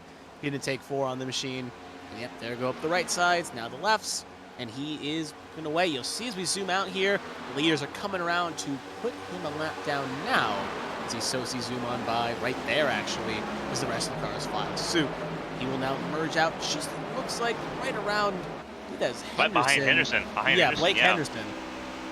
That would be so 50. This is not great for him right now, because he's going to be past, it looks like Flowers in the, there goes Flowers in the 94, just down the road. He is really struggling because that's Sasek, the 9. So he really fell off. That undercut really worked out.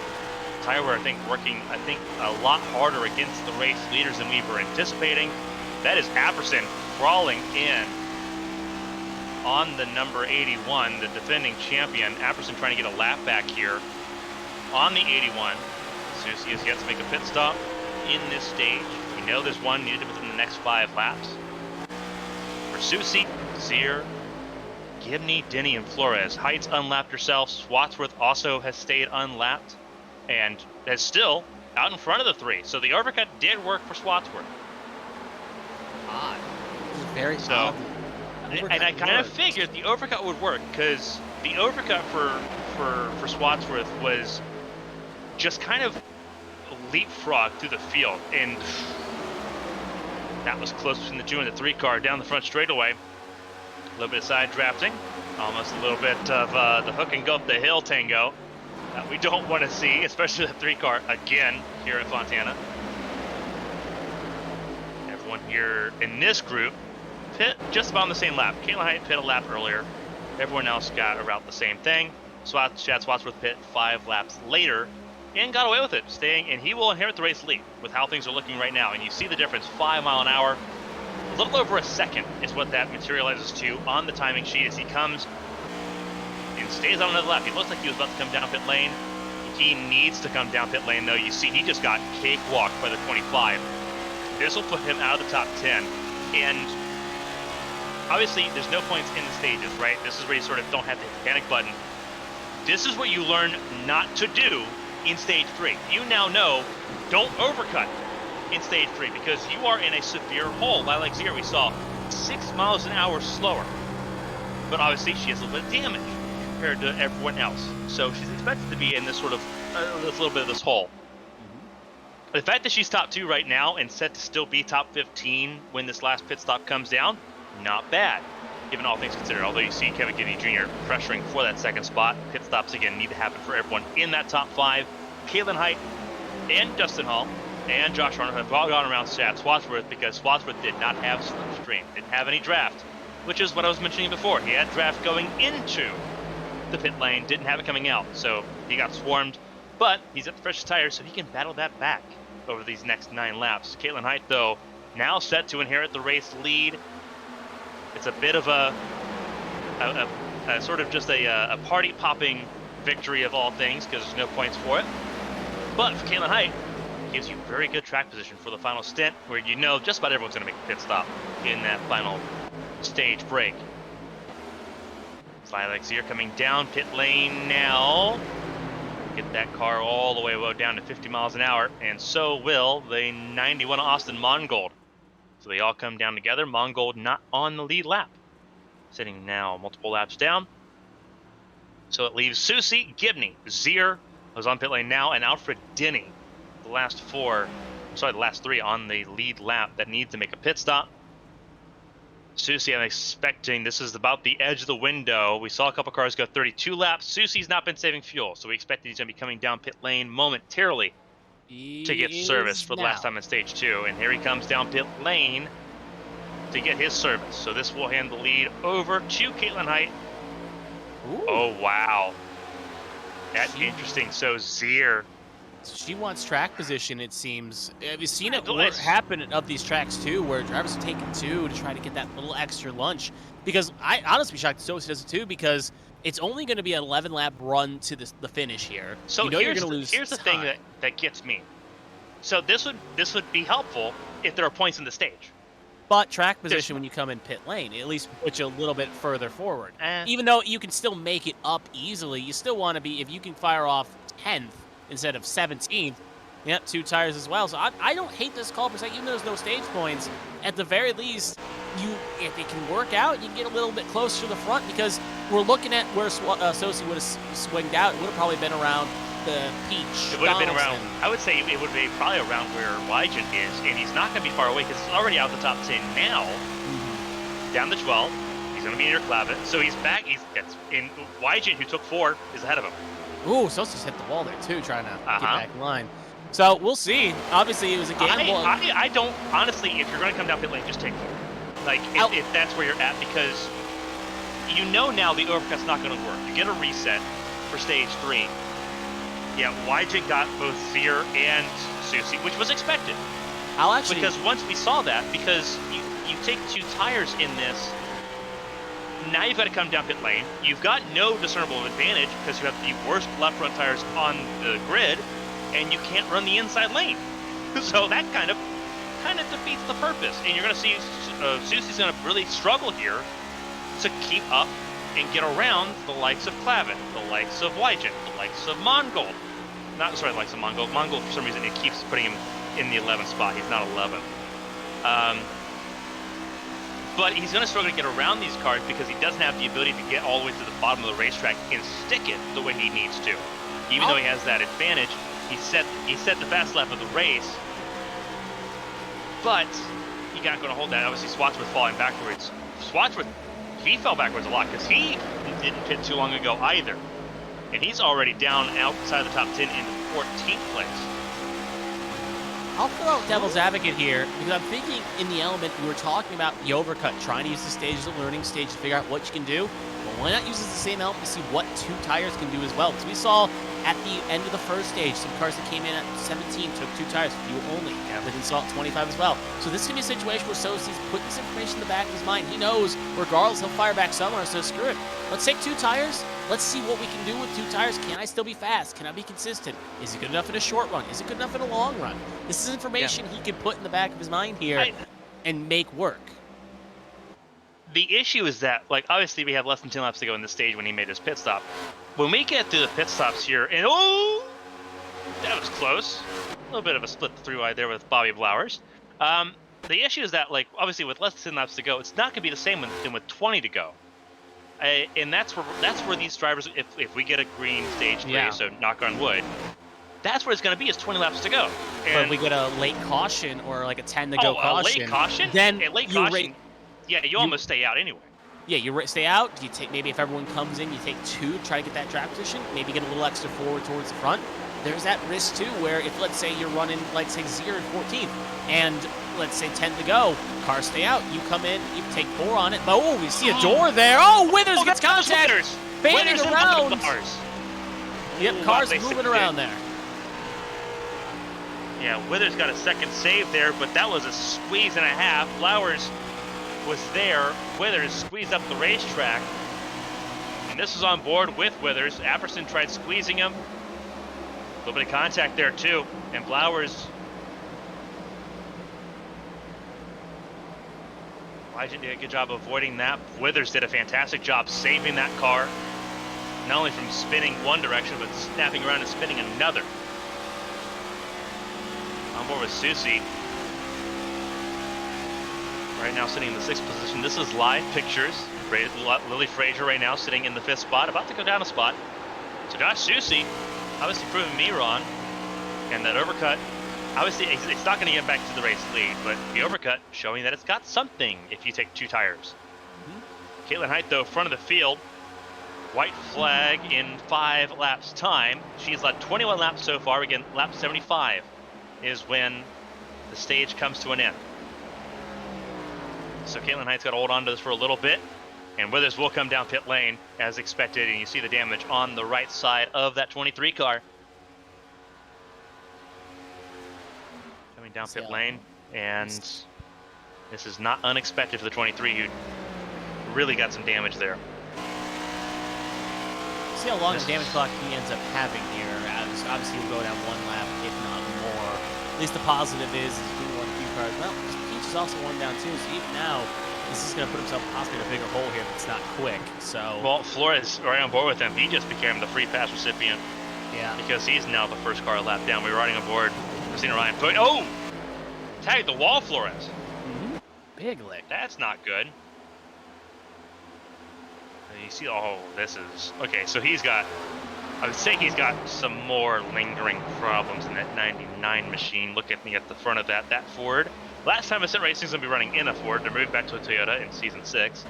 That Mustang has had a bit of a facial deconstruction surgery with the concrete wall. It's one polite. With 5 laps to go. I mean, it's not really many ways you can put it there. Caitlin Height leads, Dustin Hall in second, Josh Susi in third. Top 5, bottom of your screen with 5 laps to go in stage number 2. Josh Susi reeling in Dustin Hall. No love lost between these two, the 12 and the 81. But they're going to be a little bit more civil here in stage 2 as Susi with those 2 right side tires. Going to get right there close to the front of the field. Running on board here with Dustin Hall, the number 12 for Unforgiven Motorsports. Susi, guys, it seems inevitable, but inevitable comes to a stop here after you get second place. Where Caitlin Height's at the moment, 4 to go. Josh Susi, fresh right side tires. Works out pretty well. Yeah, just seals the inside lane.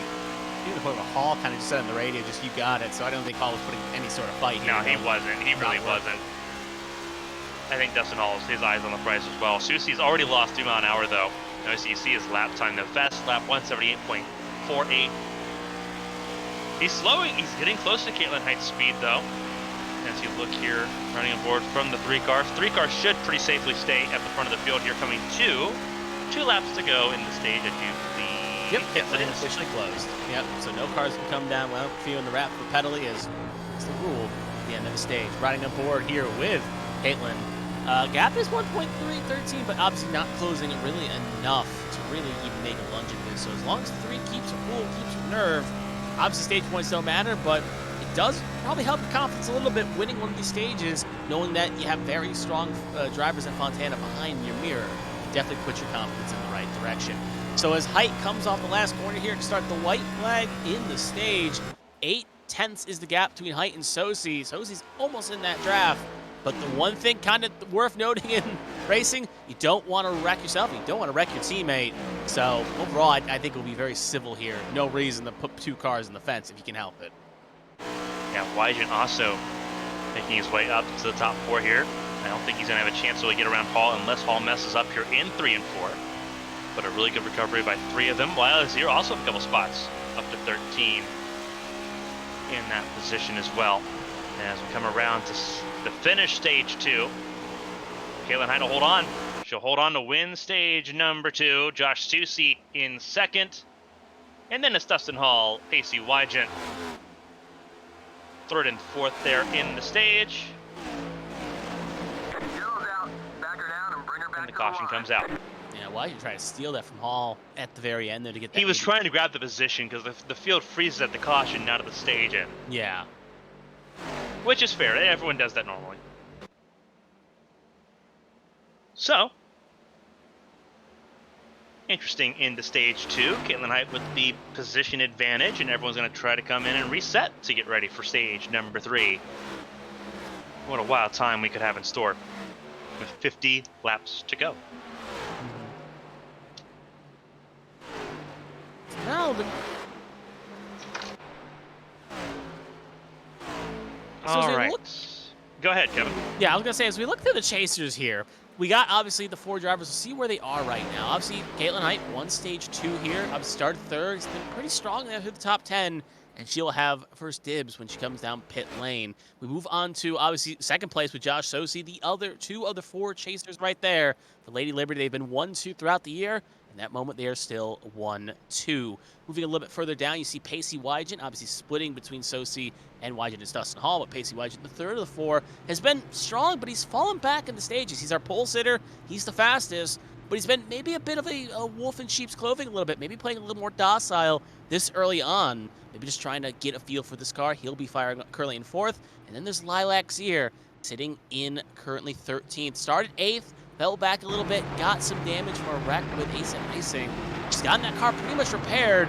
There's still some scars of war there that she's going to have to traverse.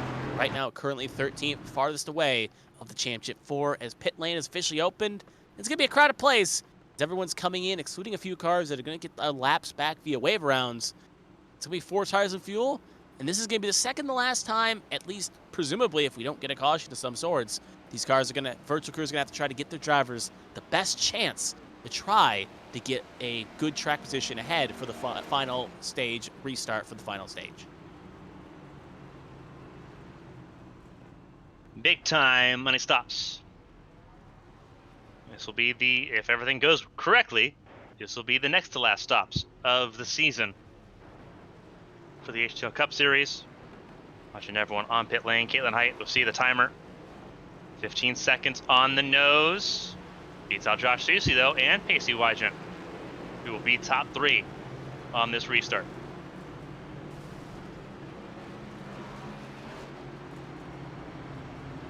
Zero there, 14.7 second stop. I think gained a couple spots there as well on the pit stop. Justin Hall with a slow stop through his box. He came in 3rd and ended up firing out at least now P6. So Hall a slow stop, but there is Bailey Thompson currently are going to get her lap back here. Obviously, she had connection issues to start this race. She had a good qualifying spot, obviously started 5th, but had bad connection early, currently 11 laps down.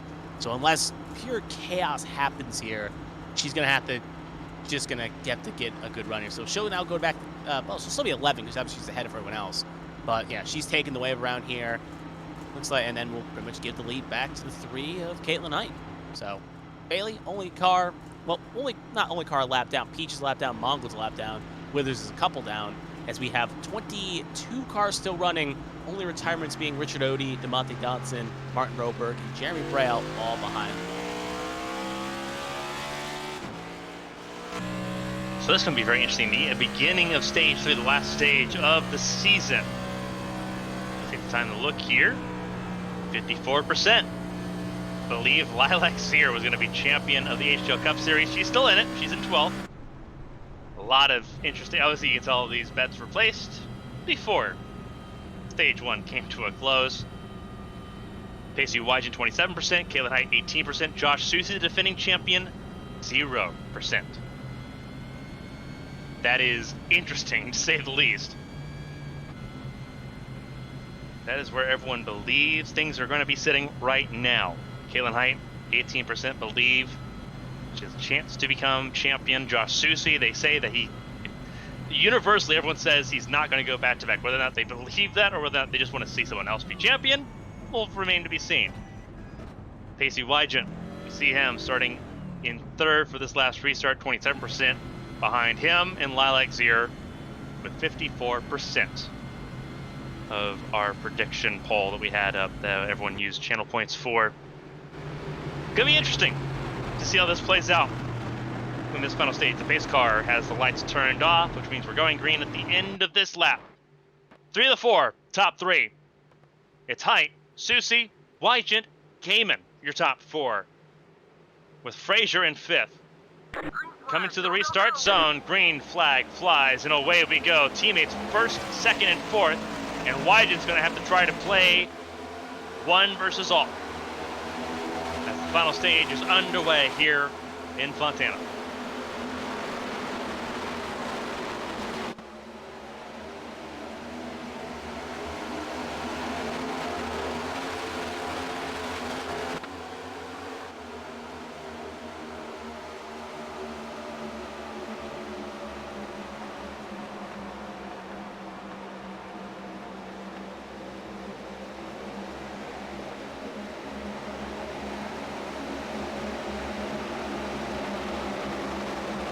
First lap of the stage.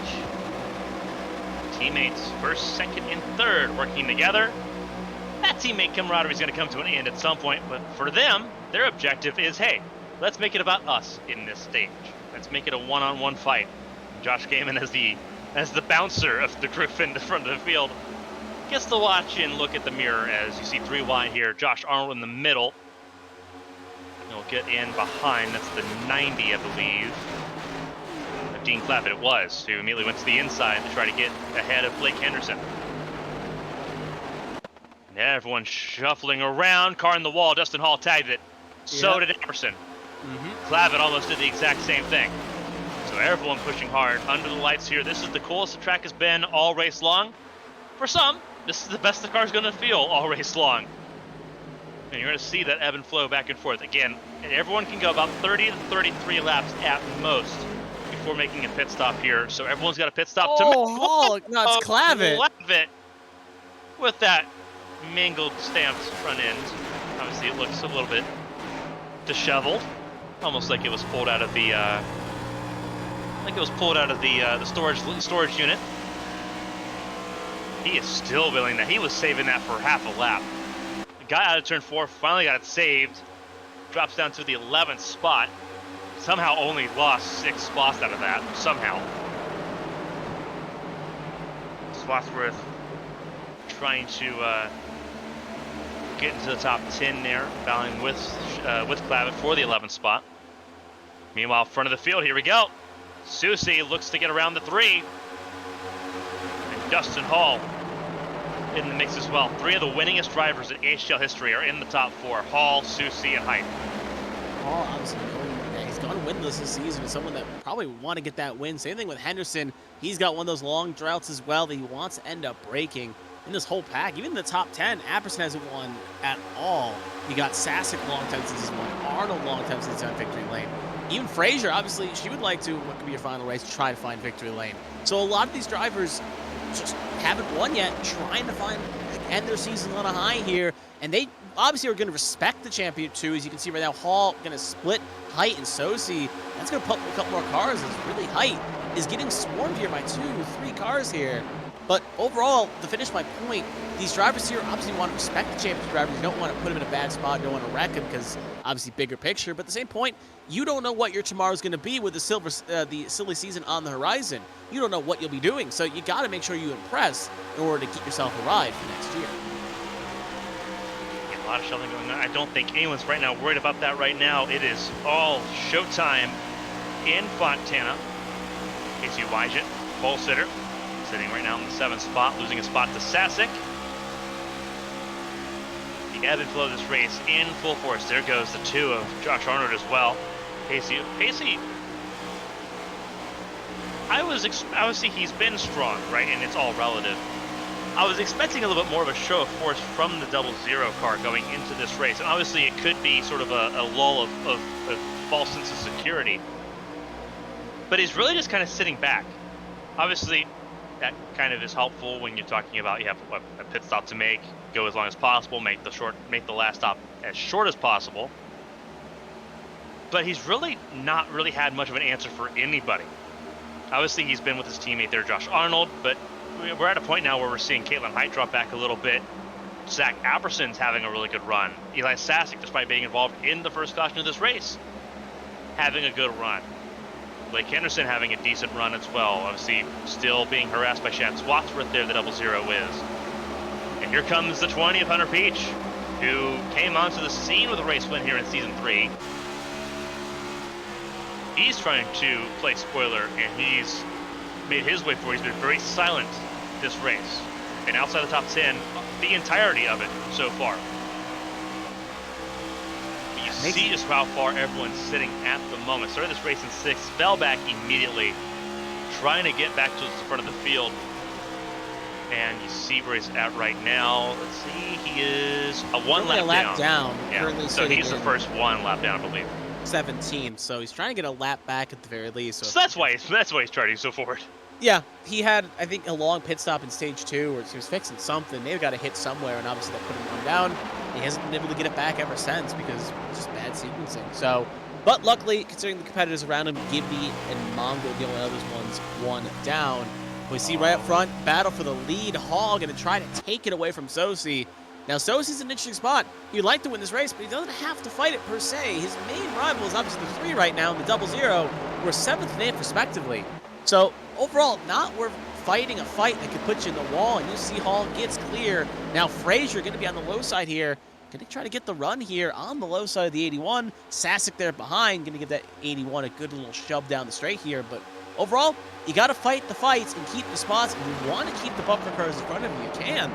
But Sosi knows bigger picture is it's not worth trying to win the race and end up in the wall rather than finishing maybe 5th and secure the championship if more cars wreck out. You see cars getting close, flirting with that wall, including Sasic.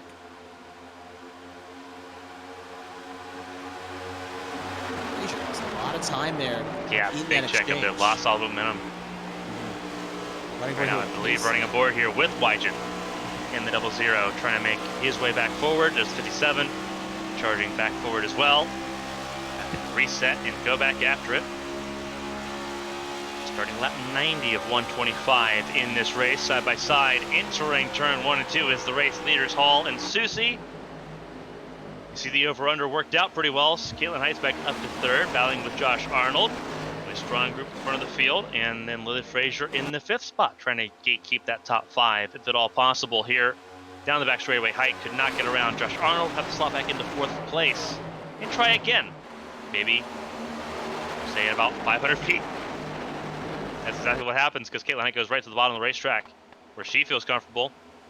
No ISO that time, and you see Dustin Hall shadowing the 81 of Josh Susie. 35 laps to go. Josh Arnold looking for his first career race win. We know he's returning in season 6 when it begins in January. He would love to end off the season the way Hunter Peach did a couple seasons ago, and that's with a race win. Josh Susie, though, knows what it's like to have to battle for a race win to win the championship, and he's got a lot of pressure on him to make that happen from inside and outside the championship four. Hall gets right to that quarter panel, really applying the pressure to that pink and gold machine. Caitlin Height drifts up the racetrack as well, almost tied the wall. And they fan in single file for just a brief moment before they all fan out again. Dustin Hall, one of those that have reached the 178-mile-an-hour lap time club, along with the car in front of him, who has the fastest lap of the race so far. Frame rises to the top. And we see that time and time again. Yeah, the quote Macho Man right there. Height gonna go low here, following teammate Hall gonna go high. At 3, even though a couple laps ago she was 7th, she's found that speed and she's heading forward here. We're side by side with 12, heading down the long straight here. Got preferred lines. Obviously Hall now gonna be kind of in a box here. He's gonna have to pick his poison, pick his lane here. See Height can go low, and Hall gonna run that high line there. Just can't get that run off. Still side by side there. You can also see Arnold in the distance there, ready to peek at the pieces. Oh, checked up by Sosi sliding up here. So it is game on Sosi, controlling the lanes he needs to do. I think this sends a message to Hall. You're gonna pass, you're gonna have to go lower than 81 because 81's just gonna slide up and block your lane off. I think it's also important to know here, like, we have a pit stop to go here, and Susie's fighting for a lot at this point. Caitlin Height, by the way, consistency there. Fast lap 175.85. I would say it dies out this time because she lost momentum. But it did a really good job staying in that 177-mile-an-hour range, stay in this group. Susie's going to have to, at some point, pick his fight, because there's going to be a car. And I'm looking at a potential couple cars that can do it, that can make that inside lane work. Susie made it work at the end of stage 2. Had a pretty decent advantage of that. There's going to be a point where he's not going to be able to make that car wide enough. It's a matter of who he's going to want to fight here for this, because remember, a bunch of cars playing spoiler, you don't want to wreck one of the championship 4. However, as I mentioned at the early part of the show, Susie's not made many friends on the racetrack here this season. What was a man on top of the world became a man with a giant bullseye on his back that was lit on fire. And one of those people is in 2nd place. So this is going to be very interesting to see how this all plays out. Dustin Hall, typically not a dirty driver, typically not someone that's going to do that, but he also is not going to have as much regard for the 81 as he does for the 3 or the 50 or the 00 even. He's going to race them a little bit differently. Caitlin Height gets around the 2 of Josh Arnold, slid up the racetrack, and Josh Arnold, his credit, let it go. Now, this is not the fight you want to make right now, with coming to 30 laps to go here in Fontana. Again, pit stops coming in about the next 5 to 10 laps. Realistically, you can say that. If they want to split the stage down the middle, they can. And there you go. Caitlin Height charging forward now in big time form. Obviously, we didn't get a good shot of that riding on board with Caitlin Height. She slid around Dustin Hall the same way she had slid around Josh Arnold. But now she's charging forward in a big way, and we saw that the consistency in her lap times was kind of showing she had something in the tank there. Now it's time to show your hand. Obviously, riding on board Hunter Peach, now the number 20 machine, who, at this point, we've gotten the craziness out of the way in stage 1. He's going to need to try to race his lap back here, and that's exactly what he's going to try to do. There's Josh Arnold, the 2 car, to his inside. Top 4 all just ahead of him. He has made his way all the way up to this point. He's got some fresh tires in the number 20 machine. Going to try to use them. Going to give a bump to the 2 car here. And the 2 car looks to the inside of the 12 of Dustin Hall. And they're going to race it out through 3 and 4. Hunter Peach. He's picking the outside lane here. He's got to try to stick with it. Oh, not a level bump. Not a level bump either. That's a really dangerous bump to give. Down the front straightaway here in Fontana. And you see Josh Arnold was not ready for it. Riding on board with Susie. 28 laps led today. He's had a good lion's share of the race lead at this point. So is Caitlin Height, to her credit. It's funny. Seem to be the favorite too. It's funny in a sense that Sosie's one of those drivers that's made the most pit stops here today as well. Topped off, obviously, 2 times during the first stint we had those cautions. So it's a weird spot at the very least. And sometimes, obviously, pitting a lot doesn't hurt you in certain instances, especially when you can top off and give yourself an open strategy book. But as we're getting close to that window opening, speaking of pit stops, these drivers that in the second stage know the information. We know Height went for the undercut because of the strategy played in the first stage. We know Sosi did the overcut, took 2 tires. It raises the question now. If you're Sosi and Height, you control this race between the 2 of you right now. Your other 2 competitors are 6th, and currently 16th is actually Lilacs here, just pitted, by the way. Should be worth noting as well. She's on pit lane. So Zia, first of the 4 to pit, actually, and she just missed her box. She spun on pit lane. Oh, no. She's going to have to back it up and get in her spot now, and that is going to be detrimental. She wasn't even close. No, she completely missed and had to pull a reverse there just to get back. So Zia, that's blunders aplenty, and she's now in her box, but that's going to be a lot of time lost. And I think she was thinking undercut. She was thinking trying whatever she could do to throw the Hail Mary. Well, that's now out the window, and she's going to have to hope there's another caution or something to get back on this race. But to kind of finish my point, you can see right now, the battle for the lead. Sosi, Height, side by side down the long straight. Who's going to blink first in this top 2? And now this championship 3, who's going to blink second? I think if you're watching, you got to do the Hail Mary throw here. Currently in 6th, a second and a half back. You got to try something different than the leader's doing. I think this is where everyone's going to try to stay out as long as possible. Stay out as long as possible because we saw with a little over 10 laps what the 2-tire strategy looked like. I think you try to get this as close to 15 to go as you can, and you're seeing a little bit of contact there between the 20 and the 12. Peach in the wall. Peach still moving forward because again he's got to try to race his lap back. We've not had a caution since, outside the stages, we've not had a caution for an incident since stage 1. So that makes life really difficult if you're Hunter Peach because he's got to try to get it back the hard way. Oh. Katie coming in, Katie pitting this time, and I believe she's the only one in this group. She is. So she comes in, she's sticking to her guns. This is 30 laps. And now the answer kind of comes down to where Susie and Wygant go. She pit a little bit early too, because you see the lap since last pit stop, 24 laps. They can go technically about 6 laps longer. She's splitting it in half here. What that means is that she's going to have the fresh tires quicker, but she's not going to have the freshest tires at the end of the race here. Yeah, and it won her stage 2, so this worked out. Right now, listening to the radio comms, Hall is coming in this time by, but still no word on Sosi or Wygant. It seemed like Hall wanted to come in that last lap, but held off on doing that. 4 tires, easy stop here. It's going to be interesting to see how close they get. Because realistically, you look at it, 25, you're going to have about 20 laps to go. We saw what 12 laps was like for Susie. Who's going to put Caitlin Height a lap down. We saw this in stage 2 as well. But this is where she's going to have to go like a bat out of where. She's got to fly, and she's got to make those fresh tires work, give herself the biggest gap she can have.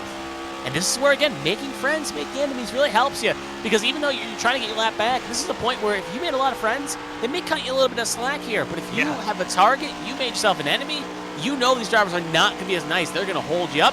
They're going to make your life pain, like the NASCAR Thunder 2004 AI. If you get us a little bit in the red, they're going to block you all the way down the wall if they can. Cutting back on Zier, currently 16th after that mistake on pit lane.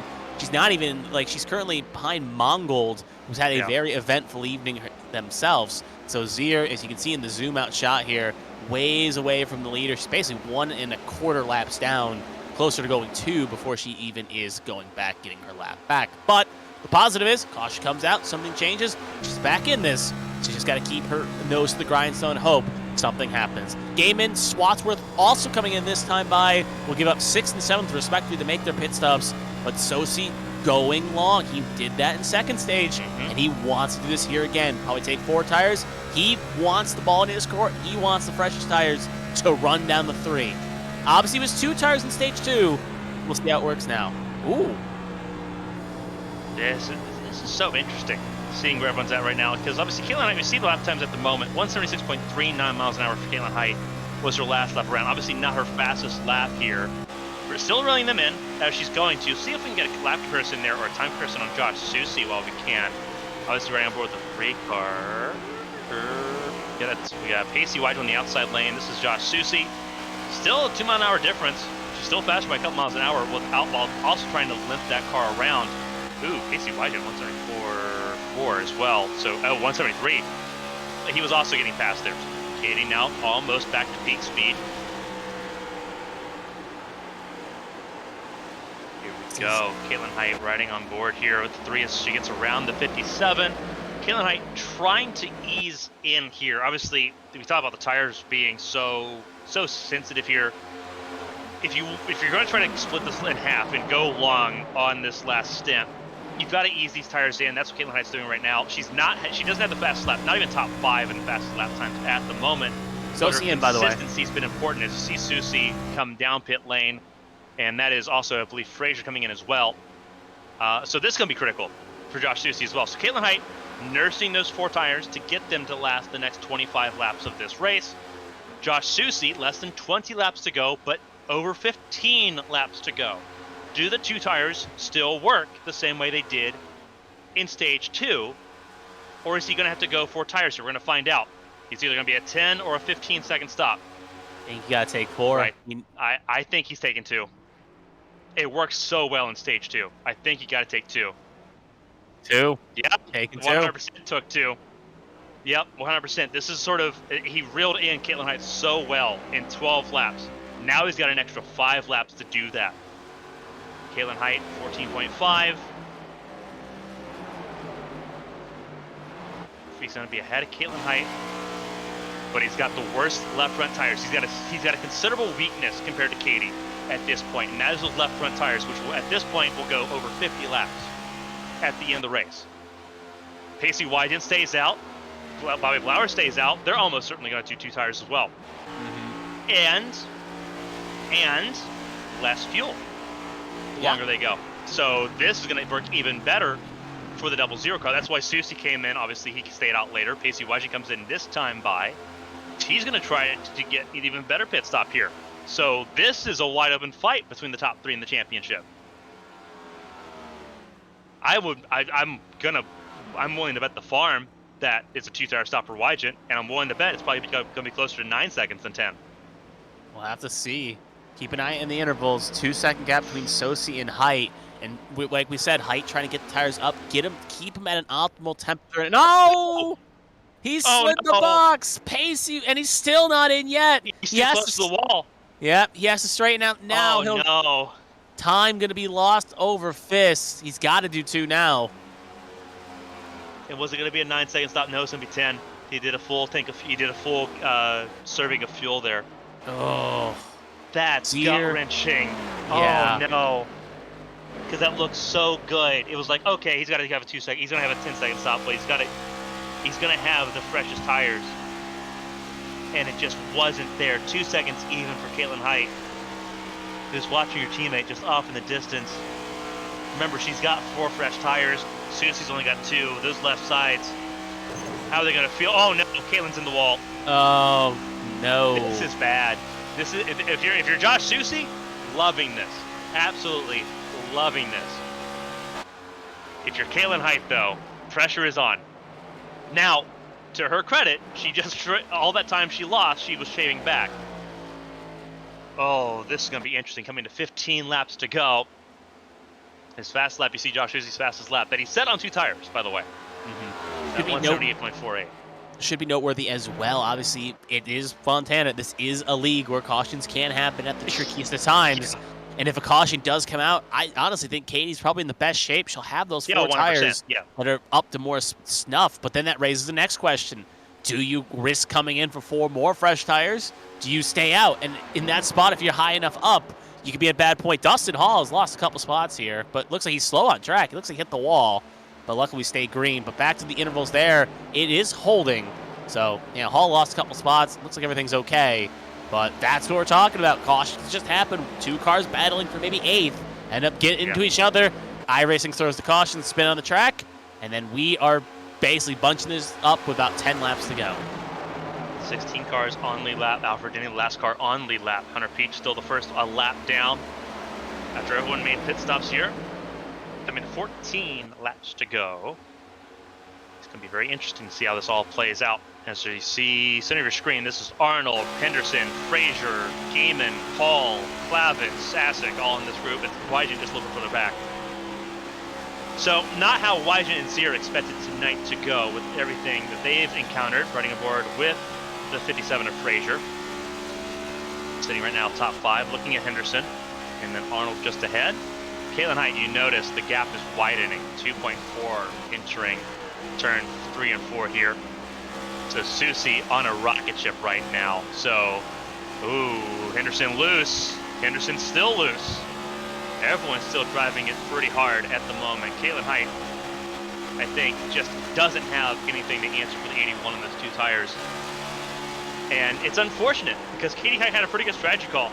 Not Pacey, but Josh Susie just kind of called his shot. He refined where he was at in stage 2, and he saw what worked. Maximized it to an infinite degree here. And sitting now 2.5 seconds ahead of Caitlin Height. Teammates there trying to lead this one home. Coming to 12 laps to go. Lap traffic could be a factor, maybe. You don't have a ton of cars left running here. 21st to 26th all out of the race at this point. And next car would be Mongol, but he's claiming a black flag, and that's on the backstretch. And then it's Denny, and that's your 3 and 4. So there's really, if somehow there's a packet there, but at the rate Sosie's running, he's not going to catch him at the rate they're going. So overall, he should be fine from traffic unless major things happen in front of him. Looking outstanding though right now, and he came in as a favorite. I think, given what we've seen of the 81 car the past 2 seasons, if anyone was going to try to go back-to-back, it would have been the 81 car. Didn't look strong in stage 1. It didn't look strong at all in stage 1. I think it was very much just run-of-the-mill stage 1 for just about everyone. It was the end of stage 2 where it was like, okay, the 81's in showtime mode now. And we're seeing that to full effect. In the 3 car, and again, you'd think 4 tires better than 2. Susie's just got that dialed in here with 11 laps to go, coming to 10 to go. It's hard to lose this much time, in 10 laps. He's got almost 2.5 seconds. You'd have to lose a quarter a second a lap. And Josh Susie's not the kind of person to do that without something catastrophic having happened to that car. He's still gaining on Caitlin Height too. I think this is sort of in Caitlin's mentality as well. I think it's kind of, this one might be over for Caitlin Height. I think mentality is going to kick in here a little bit. And we'll see what that looks like as this goes along. Wygen and Clavitt continue to go at it. This is 8th place. Wygen crawling his way back forward.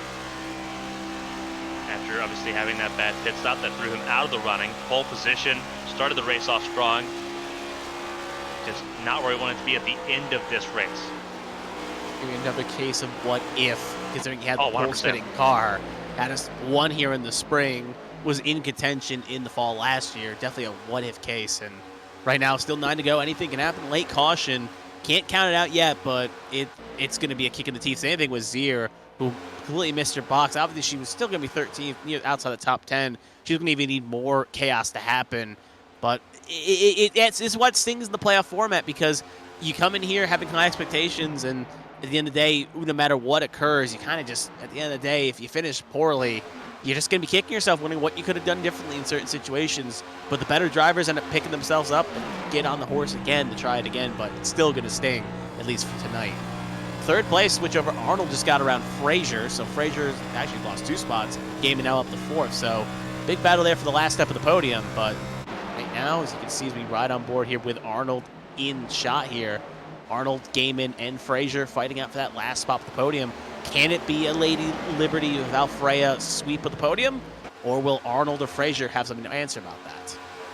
Yeah, we're going to find out here as the laps continue to tick away. The lap time staying pretty consistent here. This is teammates duking out a little bit. This is the 12 and the 25 of Hall and Henderson going at it for 6th place.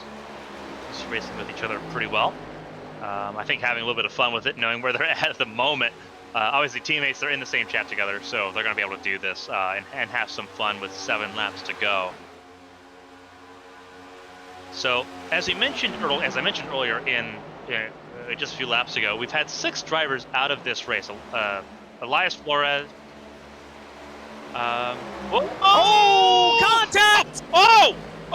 No caution, no caution. We're still green. My goodness. Oh, they were teammates fighting. That's a weird one. Buddy, guys, let's calm down a little bit. Josh Susie, I think, was. I hope Josh Susie wasn't aware of what just about happened, because that would have. You thought about the nightmare situation. That would have been Josh Susie's nightmare. Mm-hmm. Oh my goodness. As you're talking about drivers, I think, retiring from full-time competition, we talked about Zach Meredith at the beginning of the show. A lot of drivers obviously leaving. As you see Lily Frazier, one of the drivers that are leaving the series at the end of the season. Right now battling to get onto the podium, 3 wide between these 3. Hunter Peach got ahead of all of them. Oh, this could potentially be really bad. This could be potentially really bad. And Frazier's going to back out of it. It's Arnold over Gaiman and Frazier. Frazier, one of those not returning at the end of the season. Martin Roberg as well. Bobby Flowers also not returning. Chad Swatsworth, another one of those drivers, not returning at the end of the season. That was announced and confirmed. After 3 seasons being runner-up, made it to the round of 16, didn't get any further than that. Has decided that he's going to call it time in HTL after 4 seasons of competition. Trying to end the season with a top 10 here. Alfred Denny retiring from full-time competition as well in the 29 car. Bobby Blowers also, as I mentioned earlier, leaving as well. So a lot of new faces coming into the fold for HTL in Season 6. There's Blowers in the 94 car as well with Denny. A little bit further back, Tommy Withers expected to back away from full-time racing. He wasn't full-time this season anyway, but moving down his calendar even more so, down to sporadic events in that 23 car. Austin Mongold expected to stick around, so he's going to be having a consistent ride the 91 machine as he tags the wall. He's had trouble all race long. Hunter Petrino staying. Kevin Gimney Jr. staying. This is so close, this battle for the top 3. Kevin Gimney Jr. also expected to be staying around in some capacity in the number 1 machine, perhaps in a split ride with Callie Height in Season 6 next year. Lily Frazier trying to end out her time with a podium with 3 laps to go. Could do so. By the way, Hall and Henderson got into each other again there about a lap ago, so it is still game on. This is not Sosie's not going to feel good about this. They're testing fate is what they're doing. Yeah. They're not going to feel Sosie right now is not going to feel good until that white flag is in the air and he can see 1 lap to go, because you got battles for 3rd, battle for 6th, battle for 11th. All cars fighting around this track here for the last couple spots. And they don't care about this championship battle. They want to get the best finish they can. And Frazier wants to be on that click right now. She keeps 3rd spot. 2 laps to go right now as we rock. Sosie just needs 1 more lap around here, these cars, to keep it clean. He's looking poised to get his 2nd championship. Yeah, the gap obviously getting to come back down for Caitlin Height just a little too late to make any inroads there. Like, it went up to about 2.6 seconds. Is now coming back down, but it's all going to be easy for Josh Susie. He comes through 3 and 4. That's Bailey Thompson just behind, just to finish the laps here. 21st place for Thompson. White flag in the air, presented by Henderson Graphics. It is for Josh Susie, 2 laps away from a championship once again, trying to become the first driver to go back-to-back on the final lap. He'll go through turns 1 and 2. He's got clean air. No caution in sight. Teammate behind. And teammate 2nd place on the racetrack. For Josh Susie. Started this season with a very difficult task to defend, something no one's ever done before. He comes out of 3 and 4 for the final time. He has done the improbable. Josh Soucy is a 2-time HTL Cup Series champion. He wins in Fontana. It's deja vu for the 81 crew, and he's wearing gold for a reason. He has gone back-to-back. And it's a team 1-2 for Lady Liberty Motorsports. Caitlin Height, second place. Unlike in Season 3, she got to race this one out. And it's a 1-2 for the team. Pacey Wygant, third in the championship with a top 10 finish tonight. For Josh Soucy, it is a championship once again.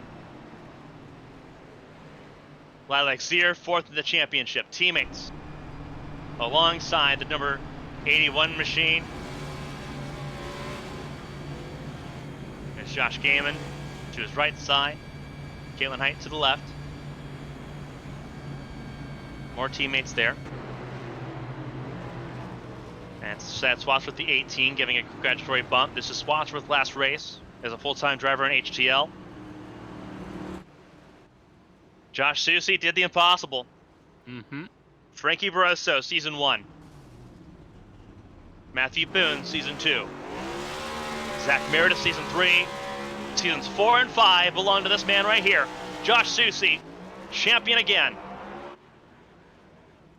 Winning moment for the HTL Cup Series champion.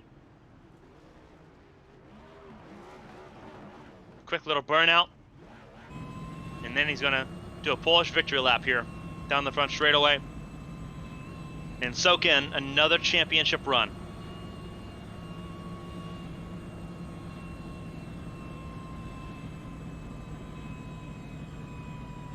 He ends 2024 the way he started it, and that's as champion.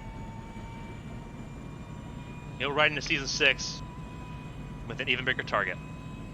Riding on board with the number 81. This is your unofficial results, although I don't expect a lot to change, as clean as this race was tonight. Josh Soucy started this race front row. Will win the race in the championship as he did last year. Caitlin Height, second place. Got to race this one out. Got to be honorable about it. Will be a 1-2 for Lady Liberty. Lily Frazier ends her HTL Cup career with a third place finish for Stepping Stone Motorsports. Josh Gaiman, Josh Arnold, top 4 and top 5 for them respectively. Pacey Wygant recovered to 6th place after starting on pole position. A bad pit stop threw him out of the championship sequence at the end of this race. Dustin Hall, Dean Clavitt, Shad Swatsworth, and Blake Henderson round out your top 10. Eli Sasek and Lilac Zier, all 4 of your championship contenders, top 12 in this race. Zier, after being damaged in stage 1, did not have a chance to fight for a championship much further than that. Gary Donaldson, Alfred Denny, Bobby Blauer is your top 15. Zach Apperson, the last car on the lead lap, in 16th. Hunter Peach a lap down in 17th. Ahead of Kevin Gibney, Austin Mongol, Tommy Withers, and Bailey Thompson, your last finisher in this race of 26 cars. Elias Flores, Richard Odie, DeMonte Dotson, your top 24. Martin Roberg, Jeremy Braille, the last of those that took the start of this race. Mark Parkhurst, after having technical issues, did not get to see the start of the race here in Fontana. What a good race we had to finish this season. All the chaos in stage 1 gave us some really good racing, some good strategy calls in stage 2 and stage 3.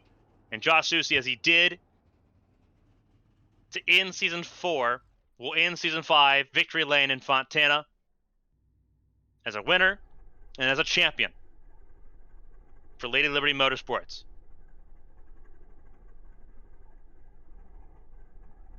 As Josh Soucy gets ready to go, we're going to go ahead and talk to Caitlin Height. Obviously, the other side of the equation here. Caitlin, obviously a different story than what we had in Season 3, where you got taken out early, didn't have a chance to fight. You had a chance to fight from start to finish for the championship. Second place, obviously not where you were hoping, but walk us through everything that you were going through trying to have a chance to fight for a championship once again. Yeah, all night long I was really, I guess, going for track position and just sort of setting myself as best I could for, that final pit stop or whatever could have happened. As long as I was at the front, I really didn't care. Yeah, just traffic tonight and just trying to one of these super drafty, not quite super speedways. It's always tense, and I thought I was gonna have a shot at it, but just came up short. The strategy calls we saw throughout the night, obviously we saw 4 tires work, 2 tires ended up being the strategy that ended up working out, and it's hard to tell sort of where you're at that point because you don't know how much the tires are going to wear. Knowing what your teammate is on and knowing sort of where your teammate's at, was there ever a call to like try to mirror sort of the strategy he was on, or was it always sort of stay with your game plan? What was going through the strategy calls there in that sort of, I guess, that war room for the team? Basically on that last run, we were holding, all of our cards close to our chest. We weren't going to tell each other what exactly was going to happen. I'm willing to bet that Sosi, though, since he has some telemetry, he was able to see my pit delta, knew that I took 4, and just decided to go with the 2-tire call, which ultimately was the way to go. But, I tried to keep everything close. From the runs in stage 2, where I started off on, like, I don't know, 7 to 10 lap older tires and was able to hold on before I came down, and then barely hold on for the stage 2. I thought when I pulled into pit, I was going to have, the undercut work out and then just try and hold on from there. But yeah, once I saw him come up onto the track and it was 2 seconds ahead, and there was always that little give and take where I'd close in by a tenth, then he'd pull away by 2, and it's like at around 15 laps to go, I just sort of conceded. Unless his left sides really gave out, I had nothing. We talked about it in the pre-race going into this season 3 when you were here buying for a championship. It got taken away from you by force early in an accident that was completely avoidable. This race a lot cleaner. Obviously, you talk about traffic, but I think all things considered, you had a chance to fight it out. How do you look back at this season, knowing you had a fair chance at it, and that was more than you had before? How do you look back at this season as a whole, knowing that you were able to get to this point and leave it to the final lap?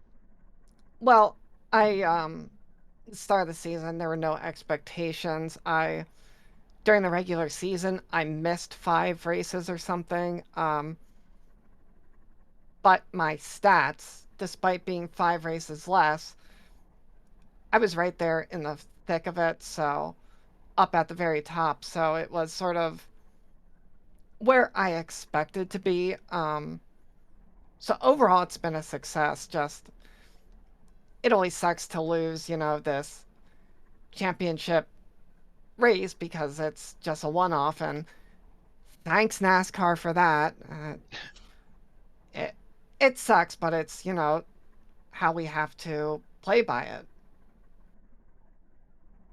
Obviously, a phenomenal season for you here, and obviously second place, not where you wanted to have this season come up short, but a lot of time in the off season to sort of recharge and sort of get through everything to get ready for next season.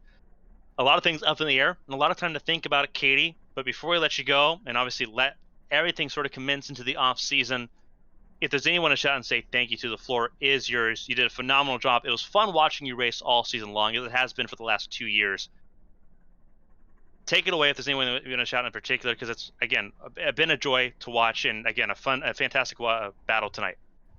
Yeah, I want to start off everyone at Lady Liberty and the Val Freya sister team. Great teammates all year long. Some ups and downs with some of them, but it's been a real pleasure to be able to race with them. Everyone else in the field, it's been a great season. HTL admins for really putting this all on. ABN up in the booth, all of you really spending your Monday evenings putting this on for us through the good races and the bad, like 15 overtime finishes here and there. I appreciate all the work that all of you go through. Want to also thank Callie, Emily, Chrissy, Lexi, Rain, Zeke. There's also Ophelia, my boy Chubbs. Geez, there's probably a lot that I'm gonna forget. But just the last thing on my mind, frick all the lawyers for Red Bull for doing my boy dirty. They can choke on their energy drinks. We mentioned the Ricardo helmet in the broadcast, and we saw you represented here tonight as well. Katie, it was fun. Been fun watching you. Obviously, hopefully, get to see you again here very soon. Enjoy the time off. Enjoy the time to sort of just recharge and get ready for the holidays. And again, congratulations on the season. Still the winningest driver in HTL Cup Series history. So you still got that record pretty well safe and sound, Katie. But enjoy it, and we'll be seeing you on the flip side very soon. All right, thanks. That was Caitlin Height, the second place finisher tonight, second in the championship as well. We will not hear, I do not believe, from Lily Frazier. Lily Frazier typically not one to do interviews, as we've seen in the truck series side of things. I do have the ability to hand over the interview of the champion to Josh Susie here, to Kevin Young. Obviously, Kevin Young, who's been part of this all season long. I got to jump in as a relief. Kevin, it's been a lot of fun. You get the honors of interviewing now the two-time Cup Series champion. And what an honor it is here in Victory Lane with the race winner and the champion of the evening. Josh, how are you? Yeah. I don't know. I'm a lot of mixed emotions right now. Obviously super happy and proud, but whew, I needed that. I really needed that. There's a lot of stuff going on in real life that most of the league doesn't know about, and I'm not going to be around for a little while. I barely was able to make tonight, so I needed that. Well, it's good you ended up getting that, at least for some relief. But we got to go over, at the very least, the start of tonight's festivities. As you came out, you got yourself a decent qualifying spot, ended up getting P2, bumping Height out of the front row. And then it seemed like you had a car in that first stage at the very least, but it didn't seem like it was the cream of the crop. And then you came in the top off 2 times. So let's start off with at least the first stage. Why did you come in those 2 times to kind of get off sequence there? What was the method behind that madness? I wanted to be at the back. I was expecting a lot more calamity than what we ended up having in that little couple lap, what was it, 4-lap dash or 5-lap dash, whatever it ended up being for the stage. I didn't want to be caught up in it. Stage points don't matter for the final 4, so why risk it and put myself in position to potentially be caught up in something? And then I wasn't going to take tires that stage, so I figured the less amount of fuel I have to throw in, that little bit less time on pit road might jump me another spot or 2. So yeah, that was basically it. Just didn't want to get caught up in everything that could potentially happen. And real fast, because obviously we saw this in during the first caution. You almost ended up piling the back of Wygen. So just real fast, I guess, how worried were you? How close were you concerned that you were almost about to hit Wygen under that, becoming the pace there? Oh, I didn't even know who it was. I was just like, I can't believe I'm about to junk my car, and what the hell? And I'm throwing this all the way, and then I had to like do some weird ass Tokyo drift, and whoever was in front of me, those 2 cars kind of widened out a little bit, and it was just enough. Thank you very much, because I did not want to be that guy. I was just like trying to look at my fuel, my tires, and look in the mirror, and they're all chatting at Discord. Next thing you know, I look up, and we're all slowed up for the pace car. And, oh boy. At that point, you were just take the wheel and hope you can make it through, which you did. You ended up using maybe one of those kitties' lives, but you ended up making it through regardless. Moving on to stage 2, that's when it got interesting because we saw your teammate, obviously Caitlin, come in early as she obviously stayed out to make strategy, but you went for the overcut and then took 2 tires. I know for a fact Carmen ended up eating a little bit of crow by that, at least a little bit. But I guess Yeah, I guess the point I was bringing up is what facilitated 2 tires? Because it seemed like it went against the spit of judgment there. Were you testing it out to see if you could use it later? Or was it just a, let's just see what happens situation? A little of that, a little of testing for stage 3, a little. There was like 10 laps to go, but I think by the time I pit, and I was like, if I don't take any tires, I'm definitely going to get swallowed up. So I need to do something. And then I'll give Zier a little shout out here. I watched Zier test it out in practice, and lap times didn't look horrible in response to doing 2 after a fuel run, or most of a fuel run. So I kind of had that in my brain. You always got to be watching, seeing what your competition's doing. And I wasn't doing the shifting that Zier was doing, but I was looking at lap times. So I was watching kind of what everyone was trying. And I said, well, why not? Let's see what happens. Mm-hmm. And that takes us nicely into the final stage, where it seemed like at that point it was a fight between the 2 dominating drivers, Lady Liberty, you and Caitlin Height. And we saw Caitlin come in, she stuck to her guns, came in 25 laps to go, did 30 on the tires, took 4, and you, knowing that information, came in and took 2. You came out ahead. So honestly, just take us to those last 10 to 15 laps. Because we know on radio you're listening to some comms, and Hall and Henderson had some moments per se. So take us to those last 15 laps and what was going through your mind. Just keep managing the gap and just trying to make sure you saw the white flag before anything else crazy happened. Yeah, I mean, that's all I can do, right? I can only maintain. I pushed it a little bit, expanded a little, and then I got to thinking, if these yahoos get real crazy, what am I going to do? I don't think I can pit. Probably a sitting duck, if regardless. So when I'd pit under green, I took just enough fuel that I was going to be, I think, a lap and a half to the good or so. So it's probably 4 or 5 laps there. I started clutching a little bit on entry of the corners, just to build up a little fuel reserve in case we had that yellow. Because I had Gaiman and I think Kevin on comms and Discord talking about Hall and Blake and a couple others and how hard they're racing each other and how they're almost wrecking. And I was like, you just please don't. You've got to be kidding me. Can we just run this thing out? Like, I don't need any more unnecessary drama and pressure. I did what I was supposed to do. Let's have one of these just like go green. We don't need the late race theatrics. Like, this isn't real life NASCAR where we can throw a debris caution for entertainment. Like, I did what I was supposed to do, did my homework, earned this spot. Like, just go green. If I mess it up, I mess it up, but don't let someone else do it.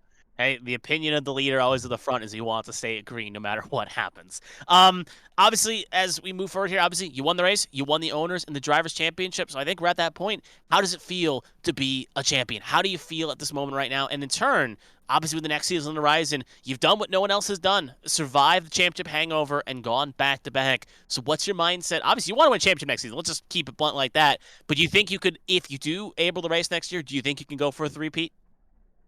Well, I'm certainly going to try, right? And it's a blessing and a curse because it puts more pressure, I feel like, on myself. The expectations are set. You can do it one time. Everyone knows you're strong and like a contender.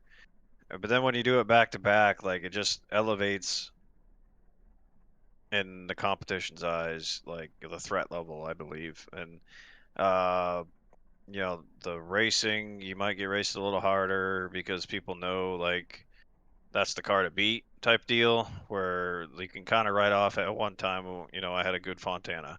Because especially with as bad as my playoffs were last season, I barely made it to Fontana to begin with, and then just had a good race, right? Well, you can kind of write that off. And then when you do it back to back, well, now you just got the expectation, not only from your team, but probably daggone curse out there, and you just self expectation too. Like, I've done it twice now. I know I'm capable of doing it. I also know there's a lot of other individuals in this league that are capable of doing it, and they're going to be even more hungry now. So, uh, yeah, I look forward to the challenge. Hopefully, I'm able to be back by then. But it's a welcome pressure, and we'll see what happens.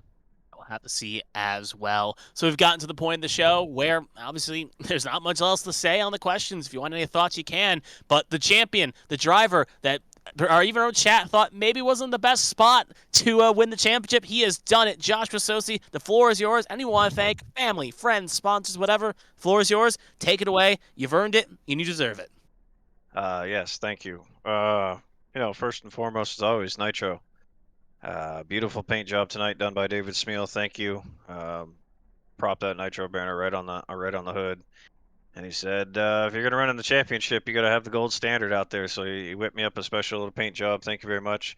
And big shout out to everyone at Lady Liberty and Valfreya, especially Caitlin, making it to the Final Four with me. Always a class act. We race each other hard and clean, and we always are willing to work with each other. I couldn't ask for better teammates than what I got. So thank you all, and big shout out to everyone for the course of the season. I want to shout out everyone in your chat that didn't vote for me too on, during the race. I got a live update on that from gaming, so definitely add a little fuel to the gas tank, so to speak. So I'm glad I was able to defy those odds. And every little thing you can get to use to motivate yourself, I'll take it all, including that power rankings curse. I'm glad to prove you. I think everyone's trying to counter out the curses here because everyone's like, we talk about the curse so much there, Susie. Everyone, I think, kind of countered out like, okay, let's go ahead and not vote for Susie here. Let's not make him the odds-on favorite across the board.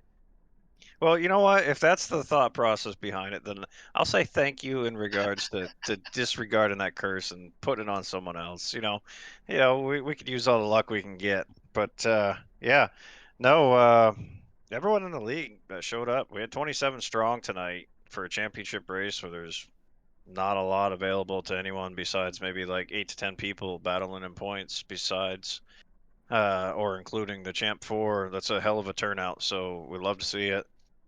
Big shout out to all the admins for behind the scenes things, and I'm sure we'll be busy in this postseason trying to dial in some necessary rule changes if we feel that they need to be made, and do some reflecting on how the season went, what we can do to be better, what we can do to try to get ahead of situations that are naturally going to happen.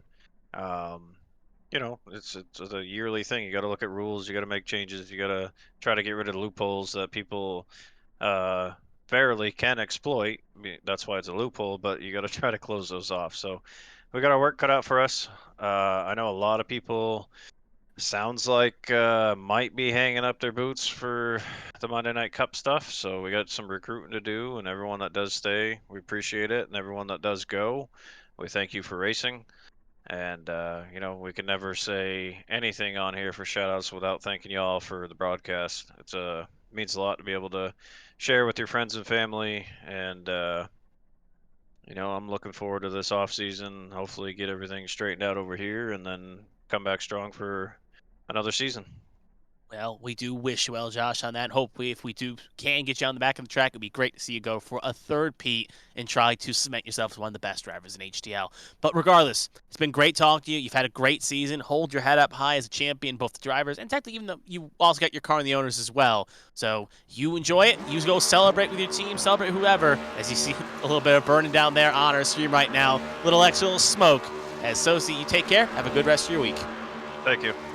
And that's Joshua Sosi, our race winner. And before I throw it back to Carmen for a sign-off here, I do want to say a few quick words, as I've been here almost every week, every Monday throughout the whole season. Obviously, it's been a fun event, fun season throughout, in and out, highs, lows, in-betweens. Obviously, Joe, it was great having Joe here early on. Obviously, Joe couldn't come back, sadly, but he's doing great where he's doing. Kristina, you've done a fine job producing these races in and out, making this thing look as purty as it is. And yeah, it's been a great season. It's been fun. But I think this offseason is going to be a quite nice, refreshing break before HTL comes back in the winter for its great season. So overall, it's been fun. I've enjoyed it throughout now, and it's been great to see this season play out the way it has. And overall, a very good season indeed. So Carmen, why don't you take us through the sign-off here?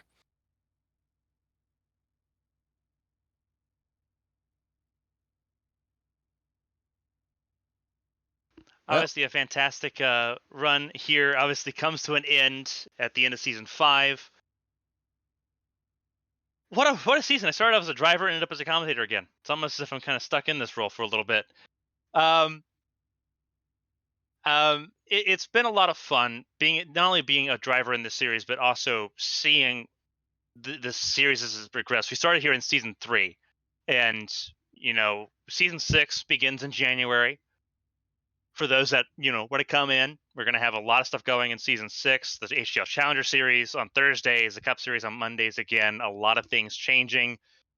New races on the calendar, new ideas, new concepts, new faces, new teams all come to the fore for season 6. It's been fantastic for everyone that's been along in the ride.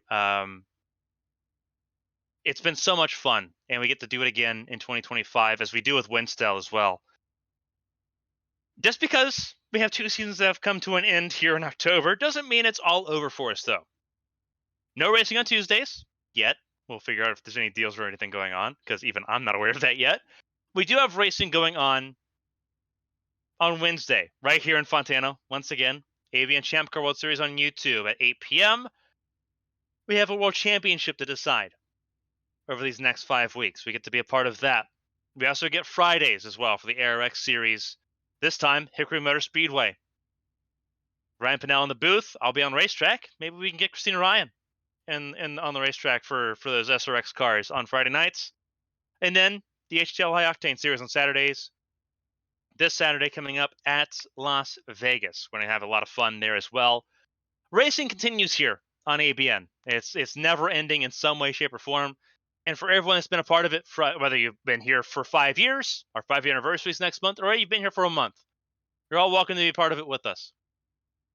I'm happy to have an amazing team like we had. Kevin Young been here basically all season without missing any. Kristina Ryan's been here so much of the season, as she has been through ABN's history for the last 5 years. Joe Cortez, we're happy that he was with us for most of the season up until the playoffs. It's been an honor and a privilege. On behalf of, obviously, everyone here, part of ABN Studios, for everyone behind the scenes at HTL, congratulations to Josh Susie, once again champion in the HTL Cup Series. We've been at this for 3 hours. On behalf of everyone, stay safe, stay healthy. We'll see you Wednesday here in California again. Until next time, so long, everybody from Fontana. Good night.